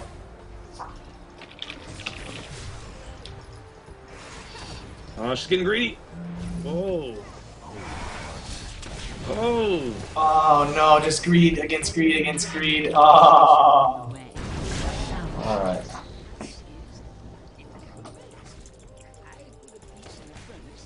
Sometimes dying's not so bad if you haven't spent any money. So you can be greedy. Lurks in the shadows.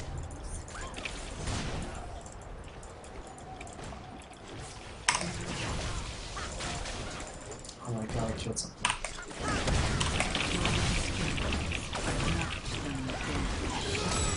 Nope, that was a bad way of dying.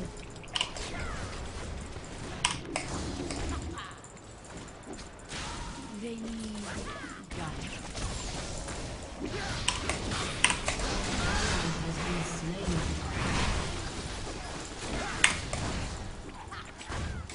My true beauty is beneath the skin.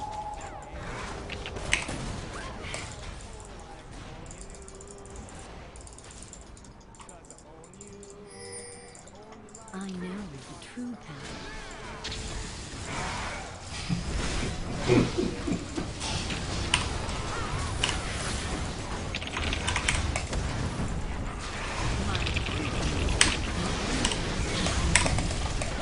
Oh, how'd that happen? Damn it. Okay, am I still in Totem. Spider-Man? Man. Double kill.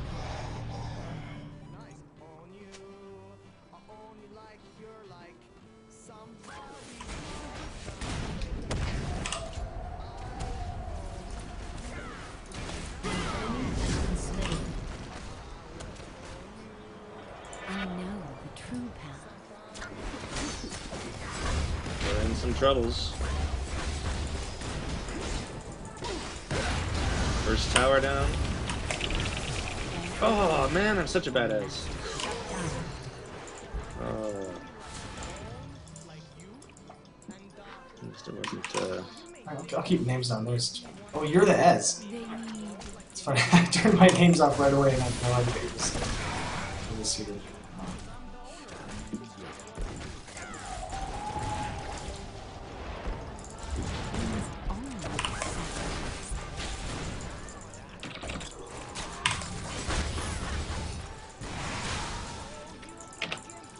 Mercy now!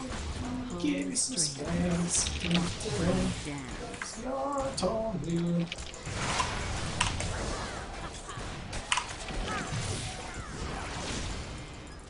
There is nothing to fear.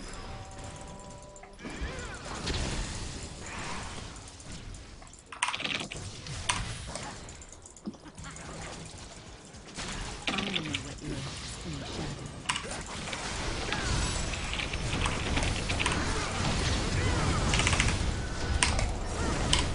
You have been slain.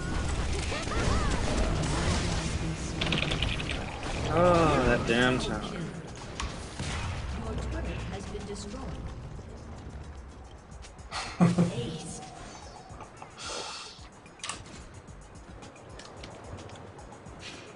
Executed.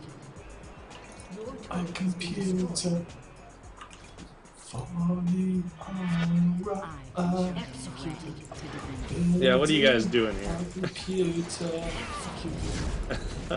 Your inhibitor has been destroyed. You have slain an enemy.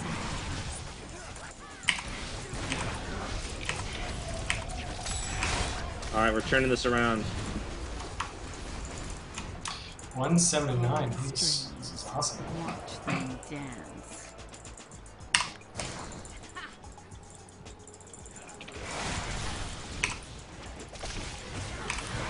Look well. What? Alright. They have like no turret damage. There is nothing to fear.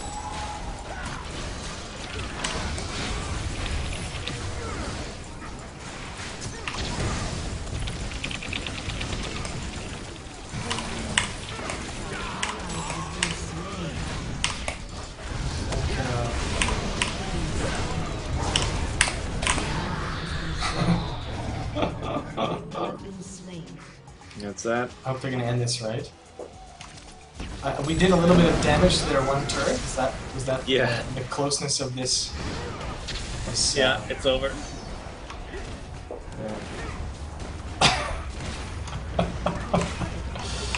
Ah, there we go. It increases the number of arrows I put in my life by 50%.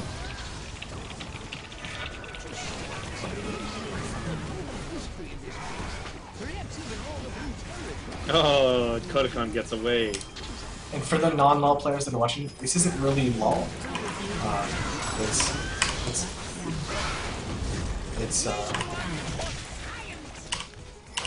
called an Aram. Oh, that's kind of you guys. This is called All Random All Mid, which used to be a custom map mode. People played a lot. Where we'd all just go to the middle ramp and mid.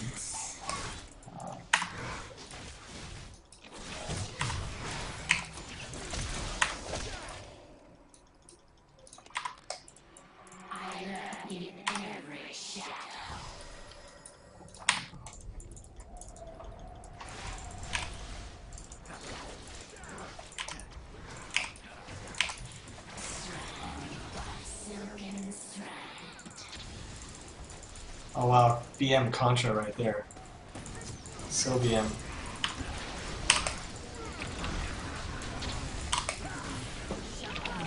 So BM.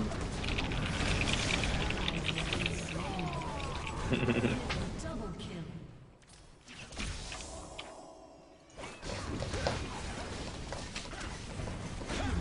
Triple kill.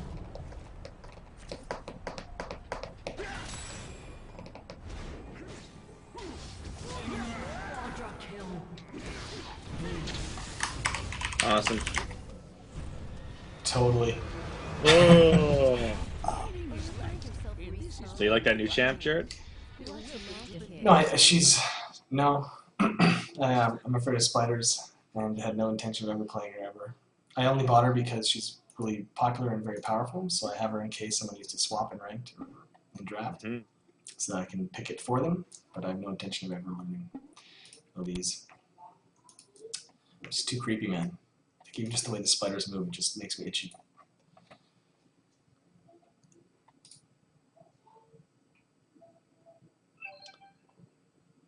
All right.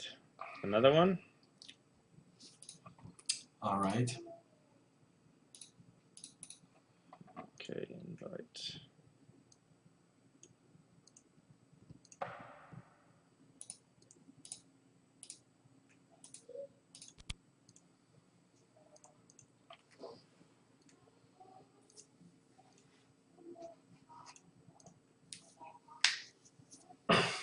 Because people ask them, the reason we generally default to playing LoL is because A, it's a game that we both play in real life and enjoy playing all the time. But also, it's just such an easy and fast way to get 10 people into a game with varying skill levels, and it doesn't totally ruin the game. A game like SE2, like I've never enjoyed team games really in RTS. Like it's more 1v1 for me, although some 2v2s can be fun or whatever. But you can't really get 10 people into a game easy and then not have it be totally skewed because you got one diamond guy and then he just raffle stomps and expands and takes over everybody. And it seemed it's a very volatile game with skill level differences. You know, like a diamond player is just going to completely smash the bronze guy over and over and over. But with Aram, it's like everyone's all random. It's all kind of just chaotic, and everybody has a chance to just get in and Oh, what happened? Contra 28 quit? yes, he quit. He quit. Okay. We did remake? We did play an FPS once. Oh, that's Summoner's Rift map. Sorry. we tried playing Counter-Strike once, but it's been so long since I played CS, or really FPS on my PC in general, that we were just so bad, and I just got completely decimated, and it was really like not fun for me at all. It was almost painful just getting shot over and over. So with the fun streams are just like something that's just relaxed and easy and casual. That's why League of Legends works really well. It's a great game. You can be a total noob and you can still have fun playing it. You can be totally pro and still have fun playing it.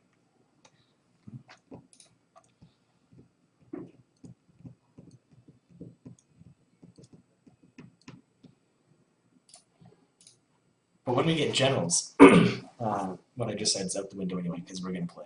We can play some team games, but I'll definitely take on challengers, 1v1 style. Yeah. Jarett, you're in Team Select. You gotta get out so I can invite you. What? There's like everyone's in Team Select. Yeah, I left and then the game's still there. You guys have to leave. Okay. Well, I'm out of the game. Sweet.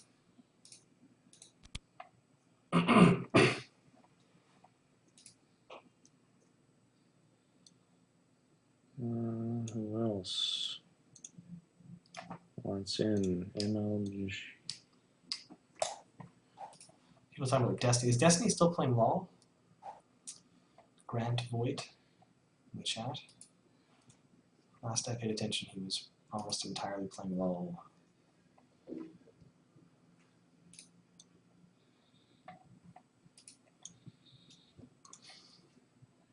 Is he like Challenger or Diamond 1? Like, is he on the verge of like pro level skill? Because you know, surprisingly, or not so surprisingly, because fundamentally the games are quite different in what makes a good LoL player versus what makes a good StarCraft 2 player. But there has been no successful, that I know of, StarCraft 2 pro gamer transitions into League of Legends. There's been quite a few professionals that have. Where am I? Who did I get? A Cale. How do I reroll? You can't, Oh, I because can't. this isn't the public era. It's a custom game. Okay, is a Cale AD or AP? Do I run like just?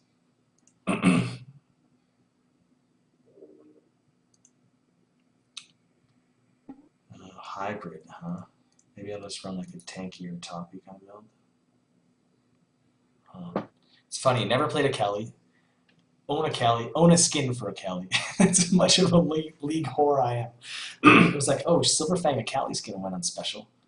That's a hot skin, that's awesome. Better buy a Cale and buy the skin and never use it ever.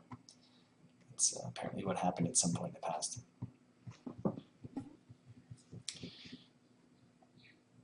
Not hybrid pen, but just for mastery, should I go armor pen or what's too late now? Destiny's Diamond 4. Yeah, and I saw Husky StarCraft came over, which I knew was a matter of time. I think I saw a video from him or comments like a year ago or 2 years saying, you'll never come to League, StarCraft forever. And I was like, yeah, we'll just wait until you see how big League is and how big League's getting. StarCraft 2 continues to just stagnate and maybe decline. Then he'll change his mind. And then lo and behold, a year and a half later, it's like Husky's like, my League games, I'm just making League videos, which is fine. Like I'm not saying anything, that sounded negative. It's not negative at all. I just I'm glad, because I think Husky's a really smart guy. I really think what he did with his YouTube page, his YouTube brand is like really smart, really cool.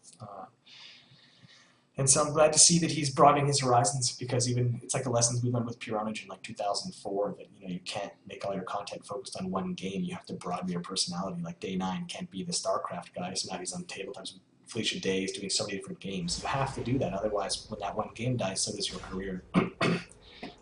So I'm glad that someone that has that kind of charisma and that kind of personality is not going to go down with the ship, so to speak.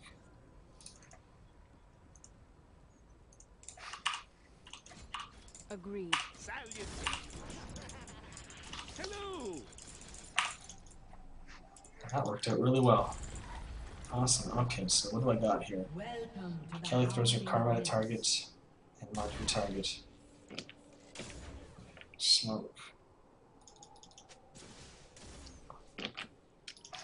Tread lightly.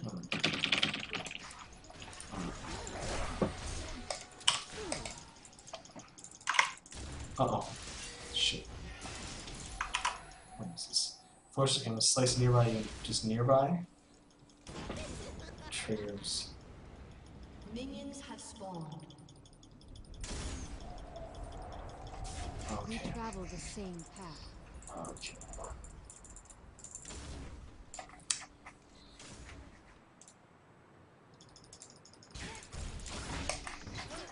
Hesitation is the seed of defeat. No, no, no. No! Fucking volley bear, man. Well, I'm glad I got that out of the way.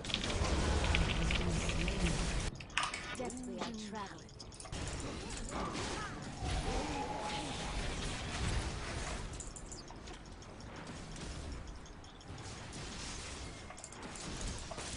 Remain focused.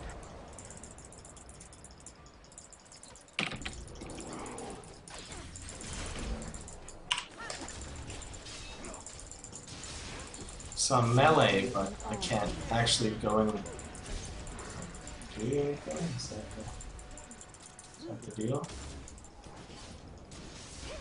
That's what most melee feels like to me. Is like you go in and you better be a tank. Understood. Yeah, I don't know how well squishy melee works in their own. Let's see. Get good competition on the opposing team, maybe. Speaking of squishy melee, though, I really love Fizz. I think he might be the most fun champion that I play. He's, Hesitation is the seed of defeat.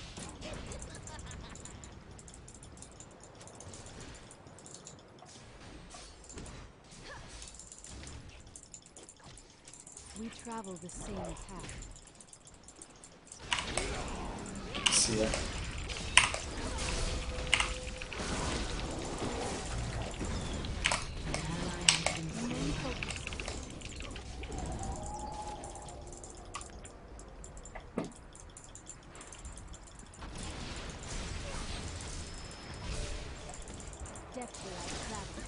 Wow, Warwick. Like, look at these. They're so tanky now. Like, how do we get in there with 3 crazy tanky melees? And throw this down?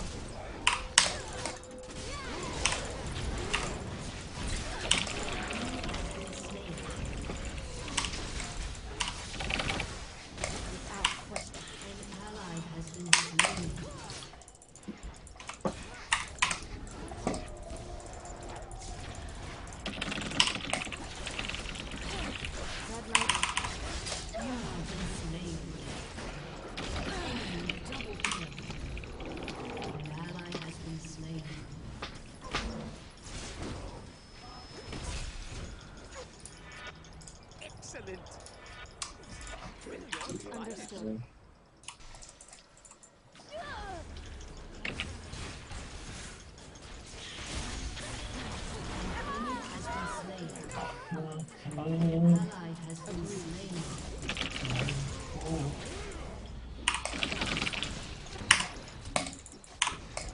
What? Does W do that? Oh, it's... Whatever's necessary. What the fuck? Okay.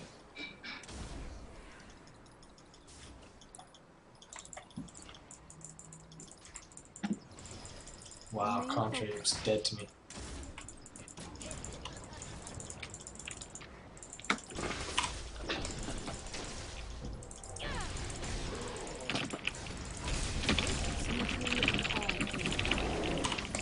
Oh, I thought I was invisible there. I guess so long as I don't attack.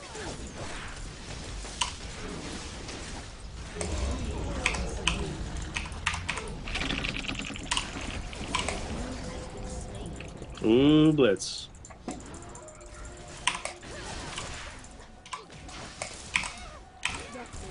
Whoa! Oh, jeez. What's her ult do? There's Cheska's.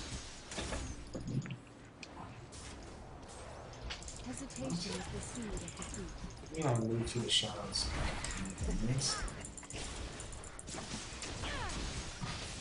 1.92 second cooldown. Oh, is that her dash? Okay. Okay.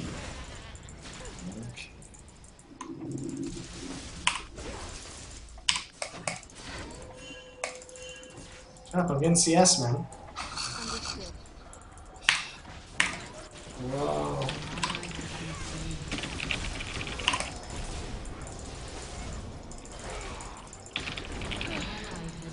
Red light.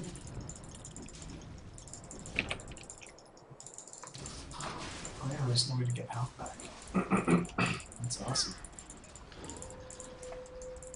We travel the same path. It caught me by the feather at the back there. That was weird.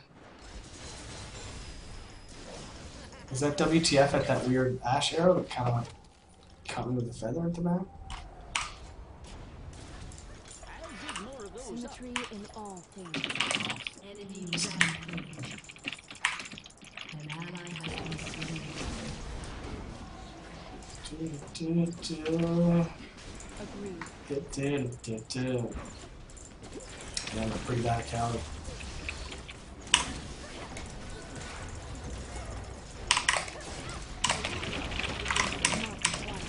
What? I can't 1v5 them? Wow, shitty champion.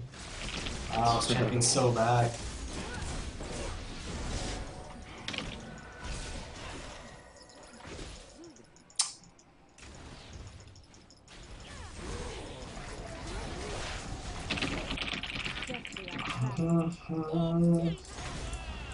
There's no music. It's music.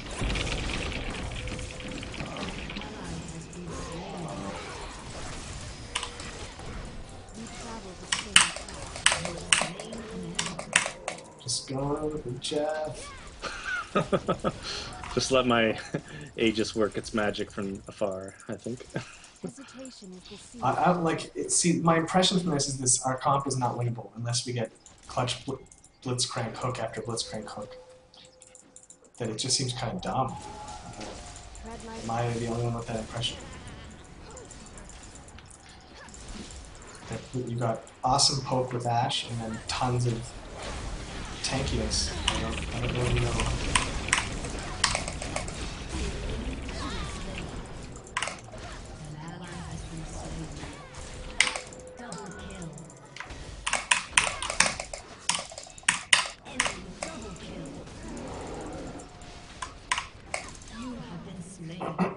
You know what I mean? Right? It's like we have a bunch of assassins, we have a bunch of tanks, and assassins don't counter tanks, they counter squishies that you don't have. It just,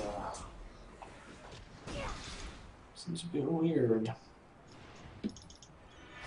Remain focused. Welcome to the dig site. 600, huh? That's gonna be next time, isn't it?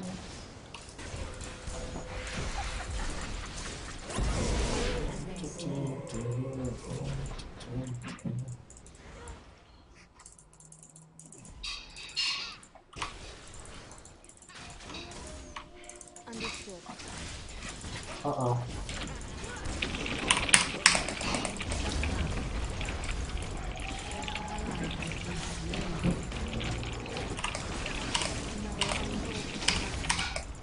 What? I'm out of mana already?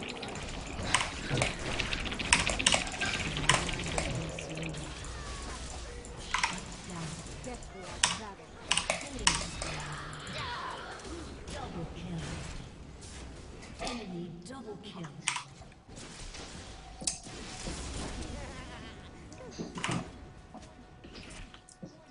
Movie.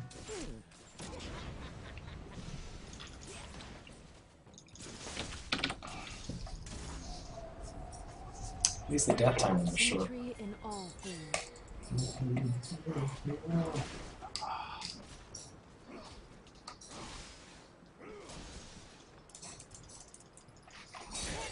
Remain focused.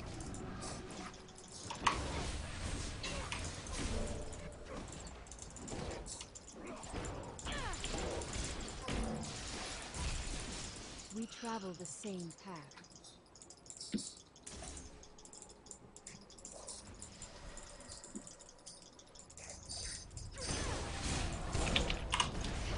Whatever's necessary.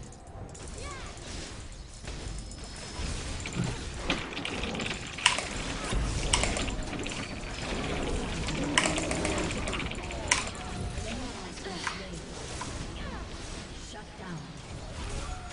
You have been slain. An enemy has been slain.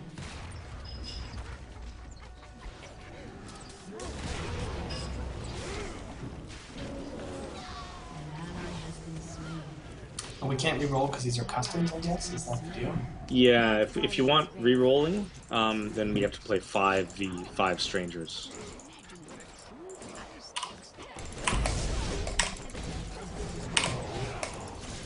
Another unworthy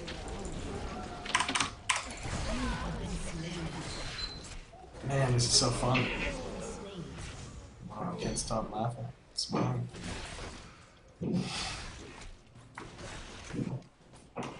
Miles, why? Enemy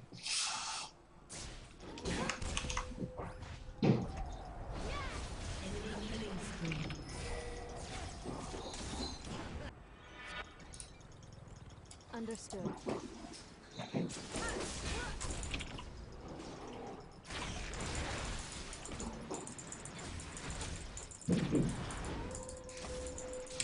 Dude, your comp is crazy.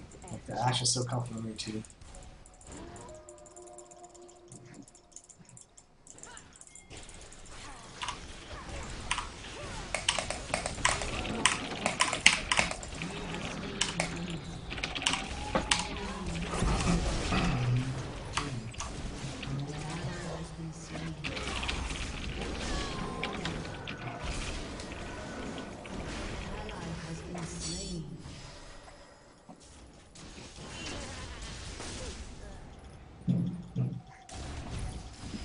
Oh, Rumble.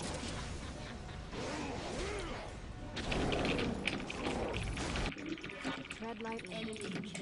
You know how that one was gonna end. Man, look at these two huge bruisers. Hesitation is the seed of the hurt.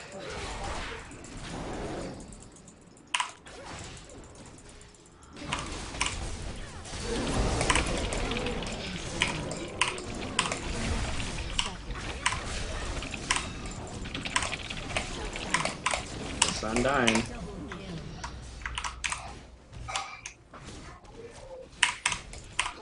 Agreed.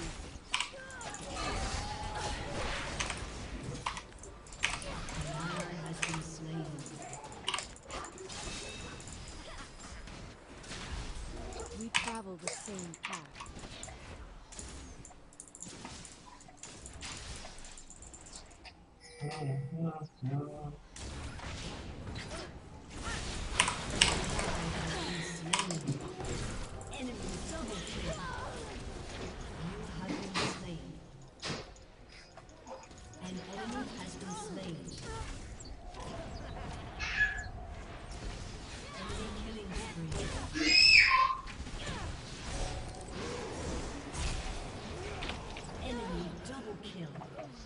Yeah, if you could end the game now, that'd be great. That'd be great.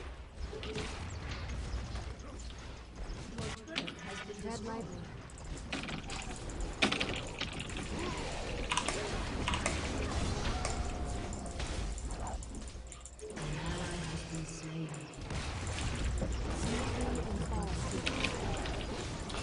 No, I was just hanging out peacefully, man. I was just hanging out peacefully, man. I was providing some moral support for the Nexus takers. Oh, thank God. Ugh. Defeat.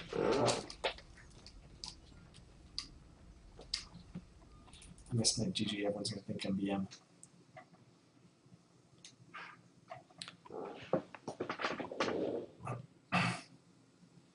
I do have a little kid. I have a 3-year-old boy who's in the background somewhere playing trades. And I'm running IP. That's good. That's good.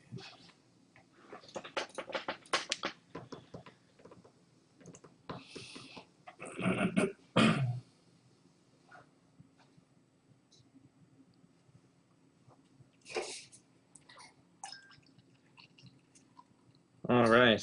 What do you want to play now? We could play. If you don't like learning new champions, Jarett, or you want to make a team composition, I can make an all middle, except we get to choose. No, it's fine. It's fine. I don't think we'll. I hope we're not going to get a matchup as bad as the last one there. That was decided at champ select. I think it's just too bad we can't reroll, because I just would have rerolled and hope to get a tank or something. Yeah. Felt pretty helpless there. It's too bad that you can't create a game and set a number of rerolls. The option's just not there. Yeah, even because who cares? It's just a custom game. All right. At the end of a question, you should have question marks, not exclamation marks. Top block. Also, following a comma, you don't need to capitalize. Also, my name has 1 R and 2 T's. Also, it's being made right now. when it's going to be released is probably more relevant to you. And, by the looks of it, if we're lucky, then it would be a next summer release. And if we're unlucky, earlier. You guys can also join my game. It's Chai T's game. Chai T's game, yeah. If you're, I'm inviting people, but if you see it, you're welcome to join. Is that guy level 3? Is there a level 3 yeah, guy? that's whatever. Asia guy. I think I'm gonna kick him. Oh, really? Sorry, Asia guy. Oh, there's someone who's level 25. Sorry, dude. 30s only. Are we saying 30s only? In Aram, fuck it. 25 is fine. 3 is kind of like, that's... All right. It doesn't take 5 minutes to get level 3, I don't know. Okay. Fat Leet wants to play. Okay. We're going to start. You guys ready for the shit composition that one of us is going to get? There it is. Oh, here we go. Let's see. I'm going to stream... Oh, I got Nidalee. Oh, she's good in there. As if. I wish I could switch then. Um, Anybody want to switch with me? Actually, I'm not good with any of these champions except maybe Cale. But if somebody, I'm okay with Morgana. I can do that. Fine. I will be a Morgana.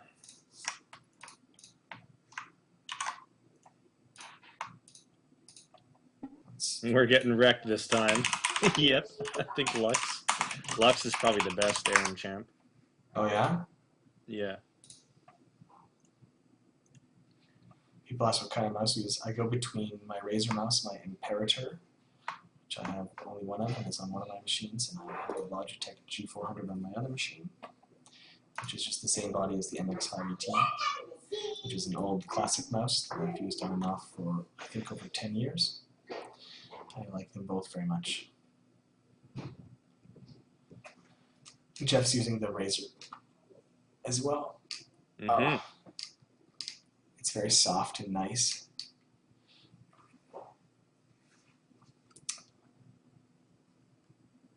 So do you play Nidalee much? No, never. You got Pharaoh in Italy. Where'd you get that from? I bought Nidalee to get. I love the skin, man. I love the skin.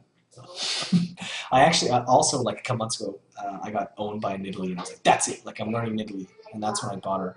And then I never really played her. But dude, all you needed is her spear, which I assume is probably Q most. So I'm just gonna buy AP, and I'm gonna buy the spear, and you guys are fucking dead, man. Because, dude, you're gonna be eating spears. Oh man. Okay, I'm not like Cougar. What? I'm not even gonna transform, man. It's all about the spear. It's all about the spear. Sweet. I'm happy to use this skin. I've never used this skin either. This is like the same. This is hilarious. I got a Cale. I think they're the only two I've done this to. But I still want to learn Italy. Actually, this is good for me. Javelin toss. Yeah. That's it. That's all that matters. Now A to the mother F and P. Alright, let's go. Oh yeah. Oh yeah, because... Daddy? Yeah, baby? What's gonna be moving? Because all 3 of us were doing it with that those trains. Oh, I'm gonna be lonely? Oh. Do you have to come with us? I can. I gotta work a little bit more, okay? How about you come later? That's a good idea? Yeah, that's good. Later. Yeah, later. Bye. Okay, let's see. Let's see. I just want AP. What was your comp again? Cale, Tarek, Thresh, Morgana, Sunny. Nothing but the finest. How do I get the most AP? Minions have spawned. Very. Shit. Oh, what am I doing? Okay. Okay. Sorry, guys.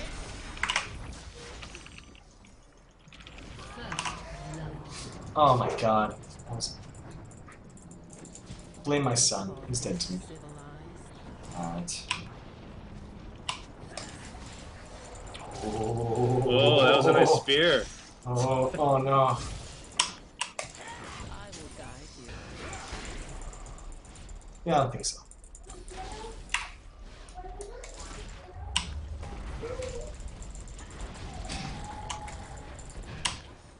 Instinct guides my steps. Alright, there's one. Boom! What? Oh my god. Oh my god. Let me. Come here, Morgana. Oh, Morg! Just eating a spear. Oh my god, I'm eating another stun death pool. Alright, here we go. Eat that. Oh. Cannot hate me, summoner. No, see, Italy's actually gonna be fun. They're hard. They're hard to land. Like you really have to anticipate movement. Well, they're really slow. Yeah. For a reason, because they hurt like a bitch. Well, you know, the farther they travel, the more they hurt too, right? So Yeah, which is amazing. I love that mechanic. It's like risk and reward. Guides my steps.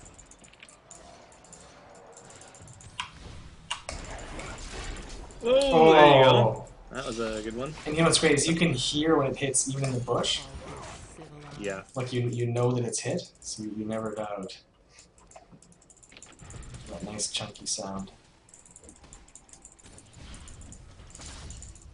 I will guide you. Amumu's disconnected. Oh, is he on our team? Probably, huh? Let me show you the way. Is it that level 25 guy? You cannot hate me, summoner. Oh. Uh-oh. Nice, love that time bomb. Ally has been slain. I will guide you.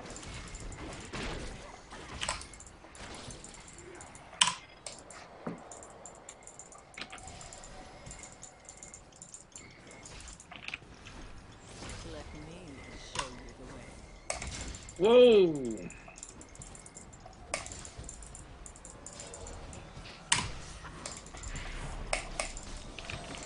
You cannot hate me. Oh, just melted.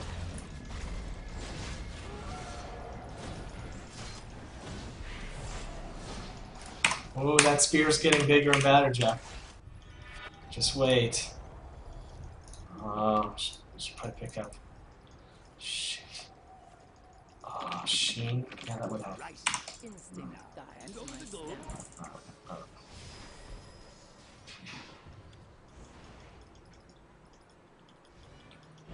Oh. You call Ooh, I'm tied up here. Ooh, that's hot. Fight. Oh!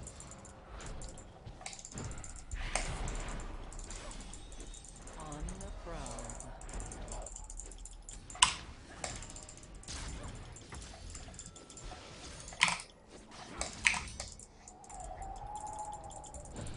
You call this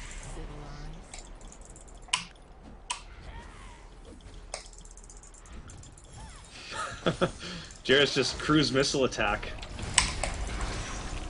Oh no.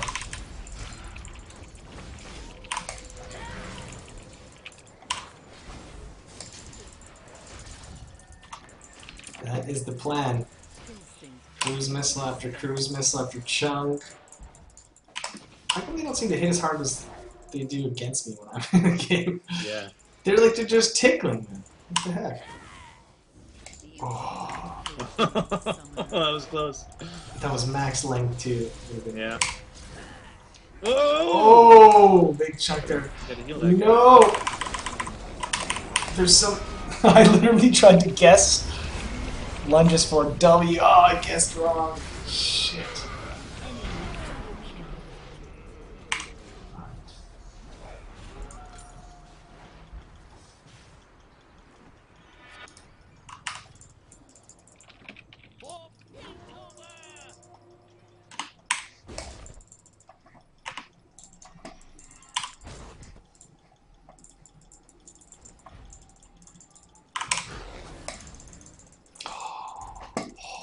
So close. Did I tell you about support Annie? Like how that's the best thing that's... Oh, what? Oh, man. I can't believe. I cannot believe.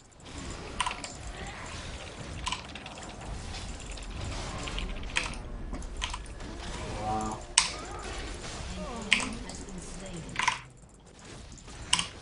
At least we're fighting around. Oh! Oh! I didn't see that coming. Oh, it's max range too. Oh!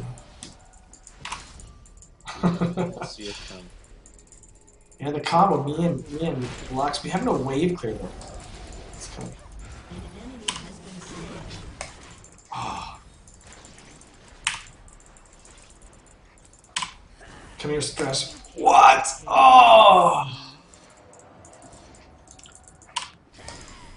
Boat! It's rigged. Shit's rigged. Yeah, I don't think so.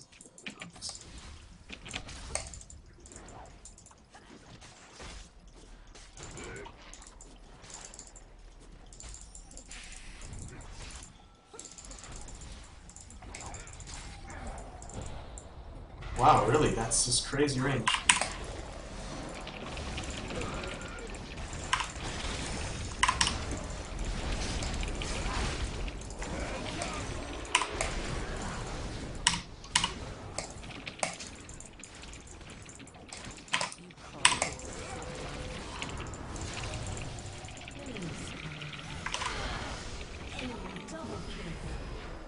Wow, this one anime. Enemy triple kill. Really? Enemy has been slain. Ah, it doesn't seem good. No, that wasn't good. That was bad. Let me show you the way.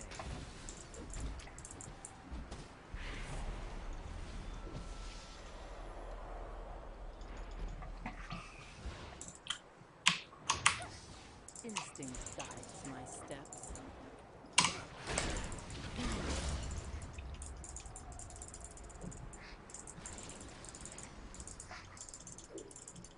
Let me show you the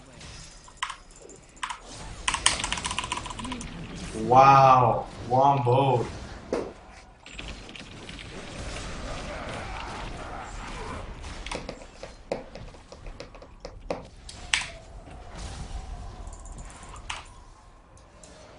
That was a waste of my ult.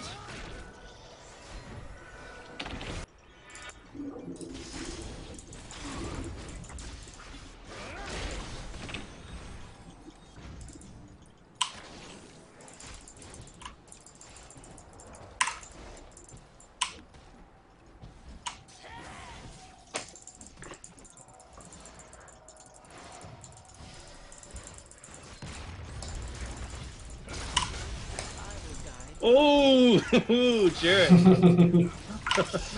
Right across my nose. Whoa!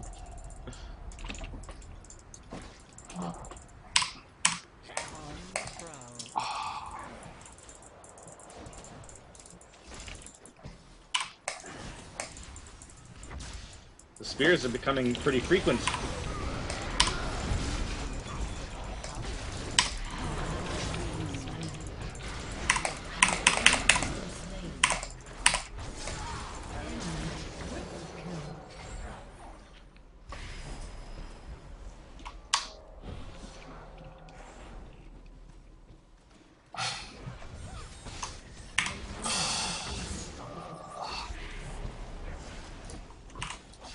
I need money.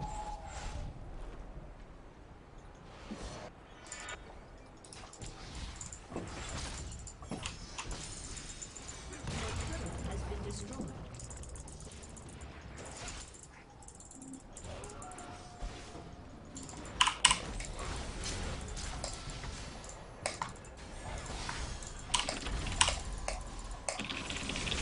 What? The fuck?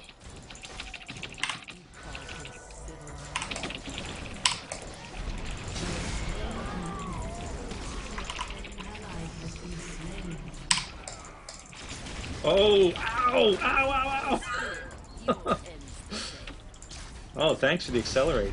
Saved my ass.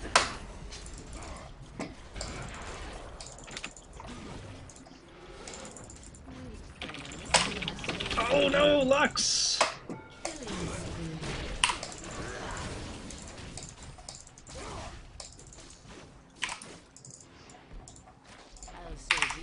Oh, keep getting pots.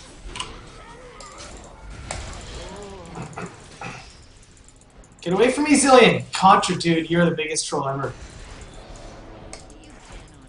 I have to believe that was on purpose, but I guess maybe you're so bad it wasn't. Sorry.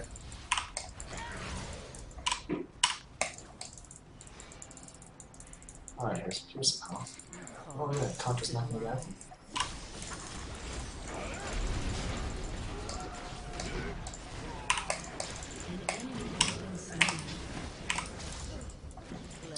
There we go.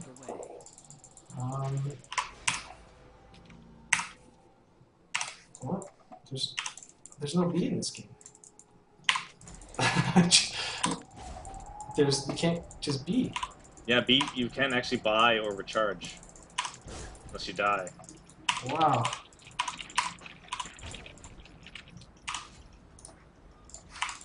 What? What? What the fudge? Is my brain breaking? What? Why can't I buy? Oh, you have to die to buy? You have to die to buy and recharge, so there is no B. Yeah. So they incentivize dying. Weird. Yeah, it's an interesting game mechanic because it allows you to come back. Because obviously, if you're owning and no one's dying on your team, then there's some advantage to having to buy with more frequency.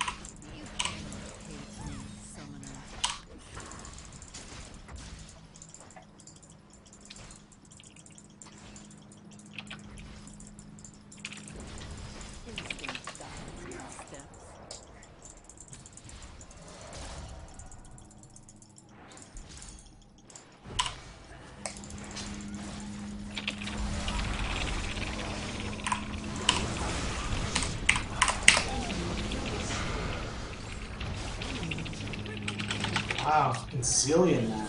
Holy shit. Well, he bombs one guy, and then the person with the bomb doesn't run away, and then everybody just blows up. At least I can buy. I feel good about that.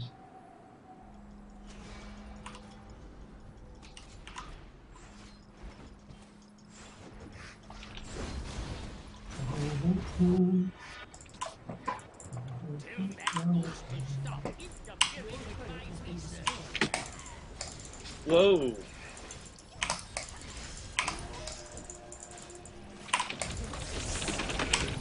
That was useless.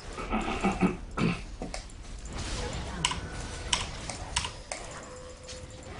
enemy has been slain. The taste of power.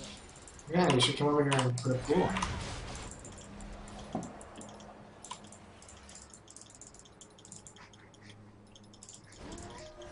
You call this civilized?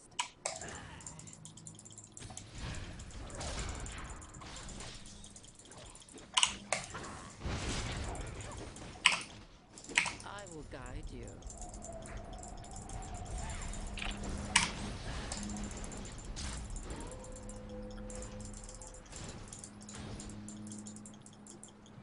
On the prowl.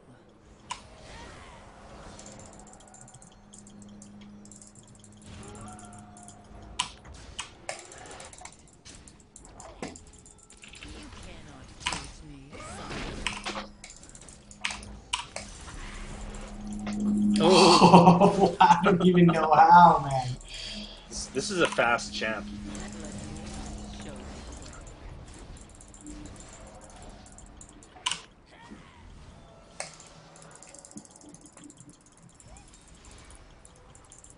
Instinct guides my steps.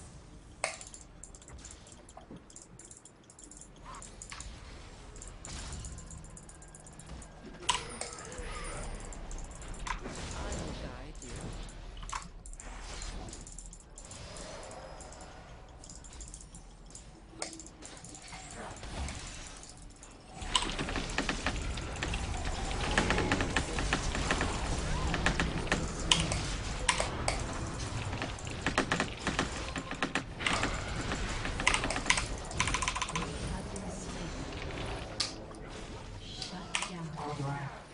Oh, that's... Oh, brutal. Shut down. Contra so dead. An enemy has been slain. You cannot cage me, summoner.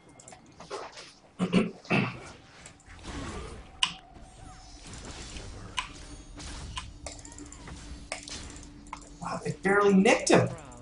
What's with my spears being so super lame? Slain an enemy. The untamed know no fear.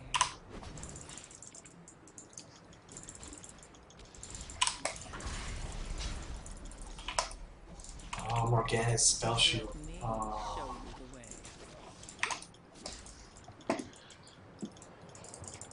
Is that what Yeah, made that? yeah. She can just block it. Call this civilized? Morgana's actually pretty hard counter to me, I think. For that reason. You cannot cage me, summoner.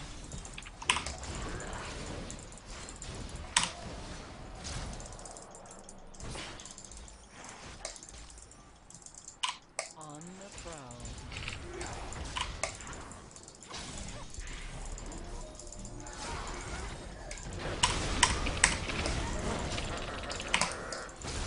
Fucking spell shield, man. I gotta learn how to use.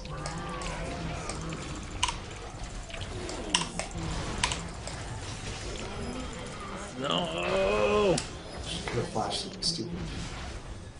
You have been slain. Ally has been slain. Enemy double kill.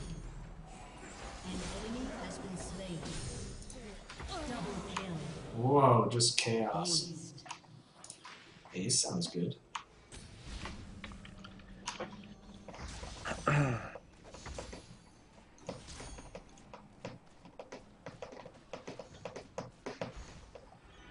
Instinct guides my Executed. steps.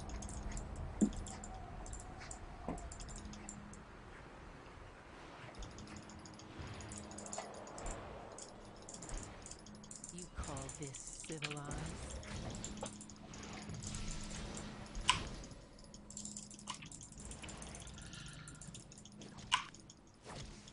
See some spears in the near future flying my way. Prowl.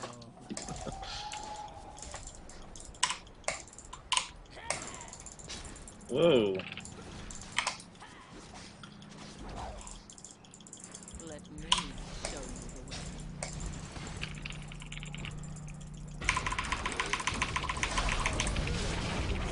Amazing.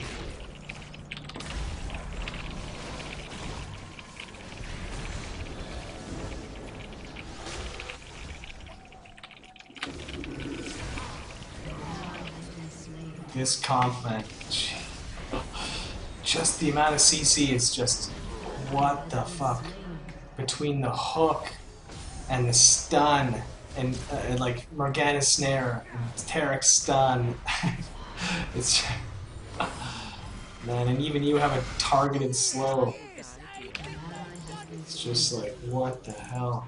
Your inhibitor has been destroyed. Like, really, what the hell?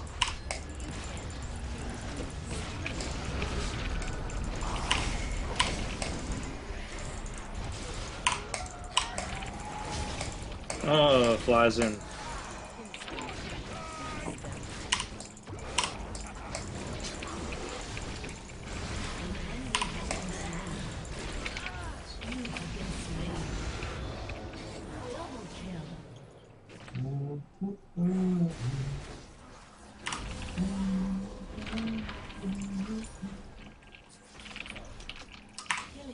That's gonna make all the difference. An ally has been slain. Enemy double kill. Double kill. Cale, man. Ace. beat that match. Another ace. Alright. On the prowl. I should switch into Cougar and figure out Cougar here. Let's be. Oh, AoE craziness. Next attack. That's it. Oh, next attack. Against wounded targets. Jesus. It's pretty tough.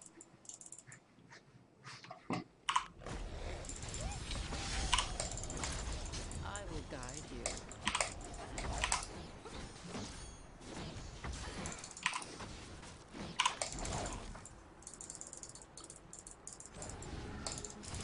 Let me show you the way.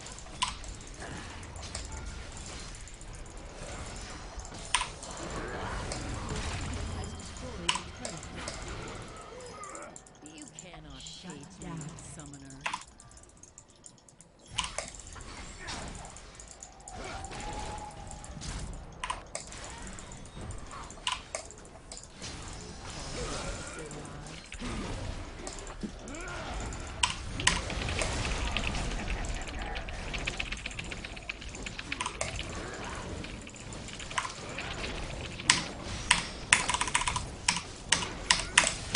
I was spamming. There we go. Boom. No. So.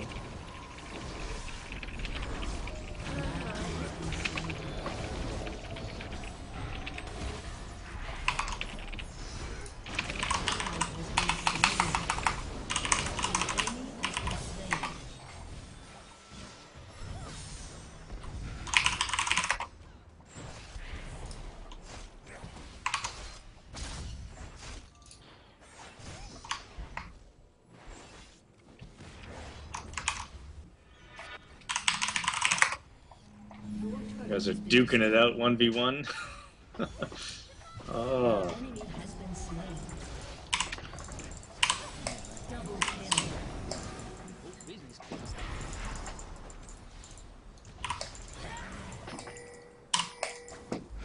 Instinct guides my steps. An enemy has been slain.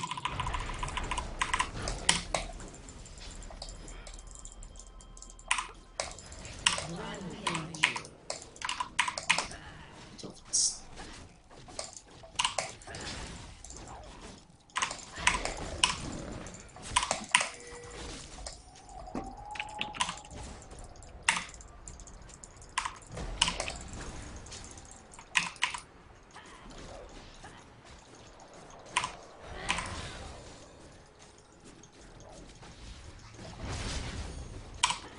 You call this civilized?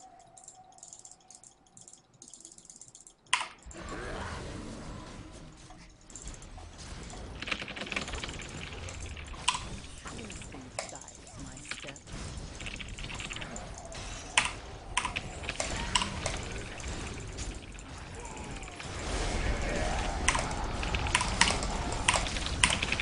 Shut down. You have been slain. Enemy double kill. An enemy has been slain. An ally has been slain. Your inhibitor is respawning soon.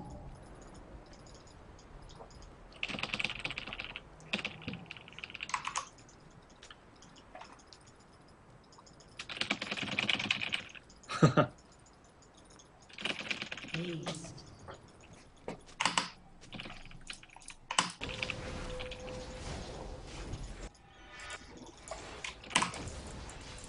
Your inhibitor has been destroyed.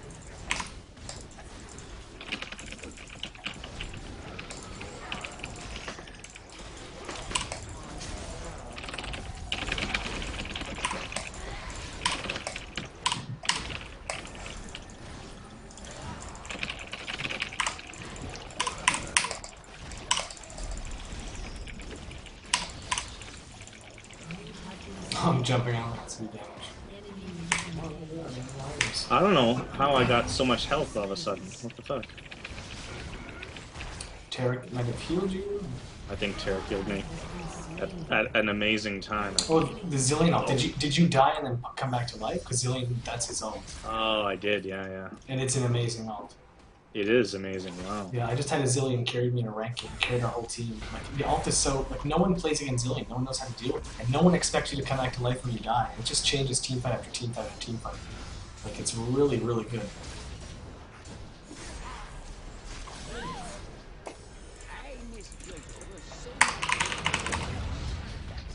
I think I gotta go to the bathroom. Alright. Okay.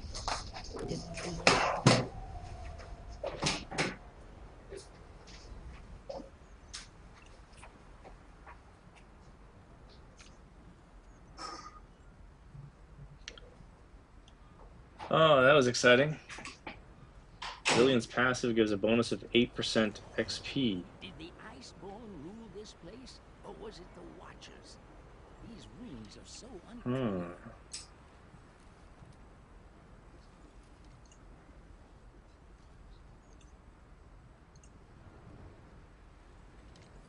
Alright, I am logging out.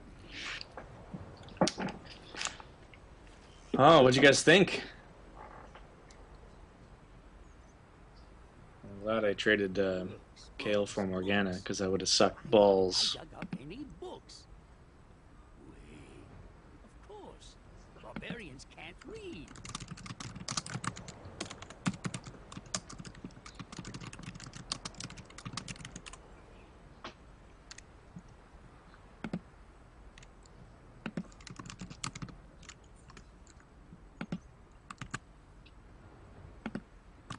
The problem with Piltover is they are always looking forward. Sometimes First time tar. I think I had played him in some. Whoa, what's going on here? Yeah, I think I had played him in some errands before, but yeah, I'm not an expert.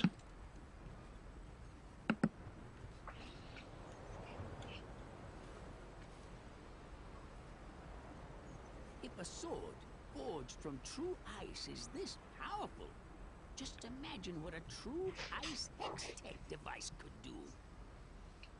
Yeah, Zillion's ult. I think I played Zillion once, but I didn't get far enough to use the ult. I don't think.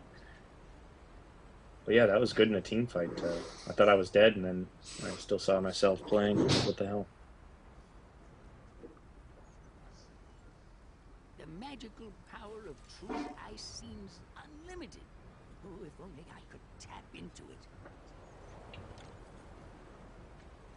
I'm not going to do any more Aram. I've got to go, actually. But Jarett might play. I don't know if he'll play Aram because he's... I don't know if he's a big fan of it. We're just playing it mostly as like a casual thing today. That something with a high turnover, we could have 8 people playing with us. Sweet, I'm back.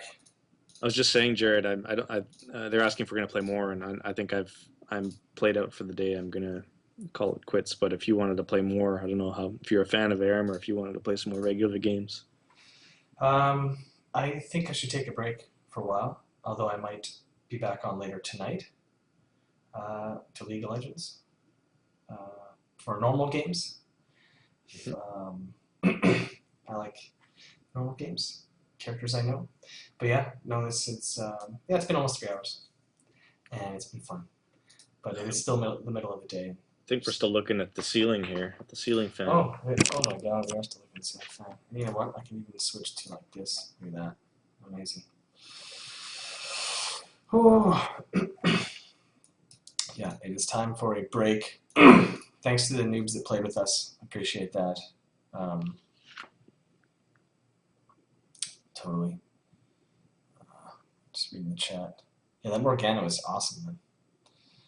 Morgana carried hard. My ult was reviving people. Zillion's ult was reviving people with 2,500 health at the end. I'm like, geez, Louise. That is, Jerry, are you going to be at the Intel Extreme Masters this year? I do not believe so. I don't think so. I think we're going to be pretty busy until the movie's done. But, yeah, I don't anticipate that happening. I am going to attend the Worlds. I'm not working at the Worlds or anything. I'm going down to LA for like just a couple days to to see it. I was there last year, and I want to make it an annual thing because it really inspired me as an esports fan last year. Even though I wasn't that into League when I went there, it was just amazing. It was really next level live event, and I also have a lot of friends and whatever else in LA that I can see for a couple days. Oh, bugs in here. Yeah, are you still here, Geoff? Hold on. Sweet. Yeah, I'm still here. Yeah, someone's asking about health bar yellow. I can't believe it's not part of the game. How do you make your health bar yellow? Jarett sent me a file that it's like a mod. You like replace one file in your I think it's something I can't remember. If you go to Reddit to /r/League of Legends and search for yellow health bar, you'll find a thread that describes how to do it, and it has to do with replacing a single, or it's actually adding a file. The file doesn't even exist there. You take like this ini file. Yeah, it's called general character data legacy.ini, and you go and you put it in this directory. And you can actually use this, I think, hex or something. You can make it any color you want. It came default when I got it off Reddit as yellow, and I find it quite helpful in the chaos of team fights. I still lose my character sometimes, and then I remember, oh yeah, look for yellow, but it's super helpful. And yeah, I'm surprised it's not a part of the game, the default. But all right, yeah, thanks to those guys for joining us. We'll have another stream pretty soon, actually, and that one might be more focused on non-gaming. But we wanted to just hop on today and have some fun because it's been a long time since we hopped on and had some fun. So, thank you guys for attending. Awesome. The movie's coming out next summer, and at least that's the plan, unless shit really goes sour. And I'll send you postcards from my island I bought with the $200,000. Awesome, guys. Awesome, guys. We'll play with you all later. All right. Bye-bye, everybody.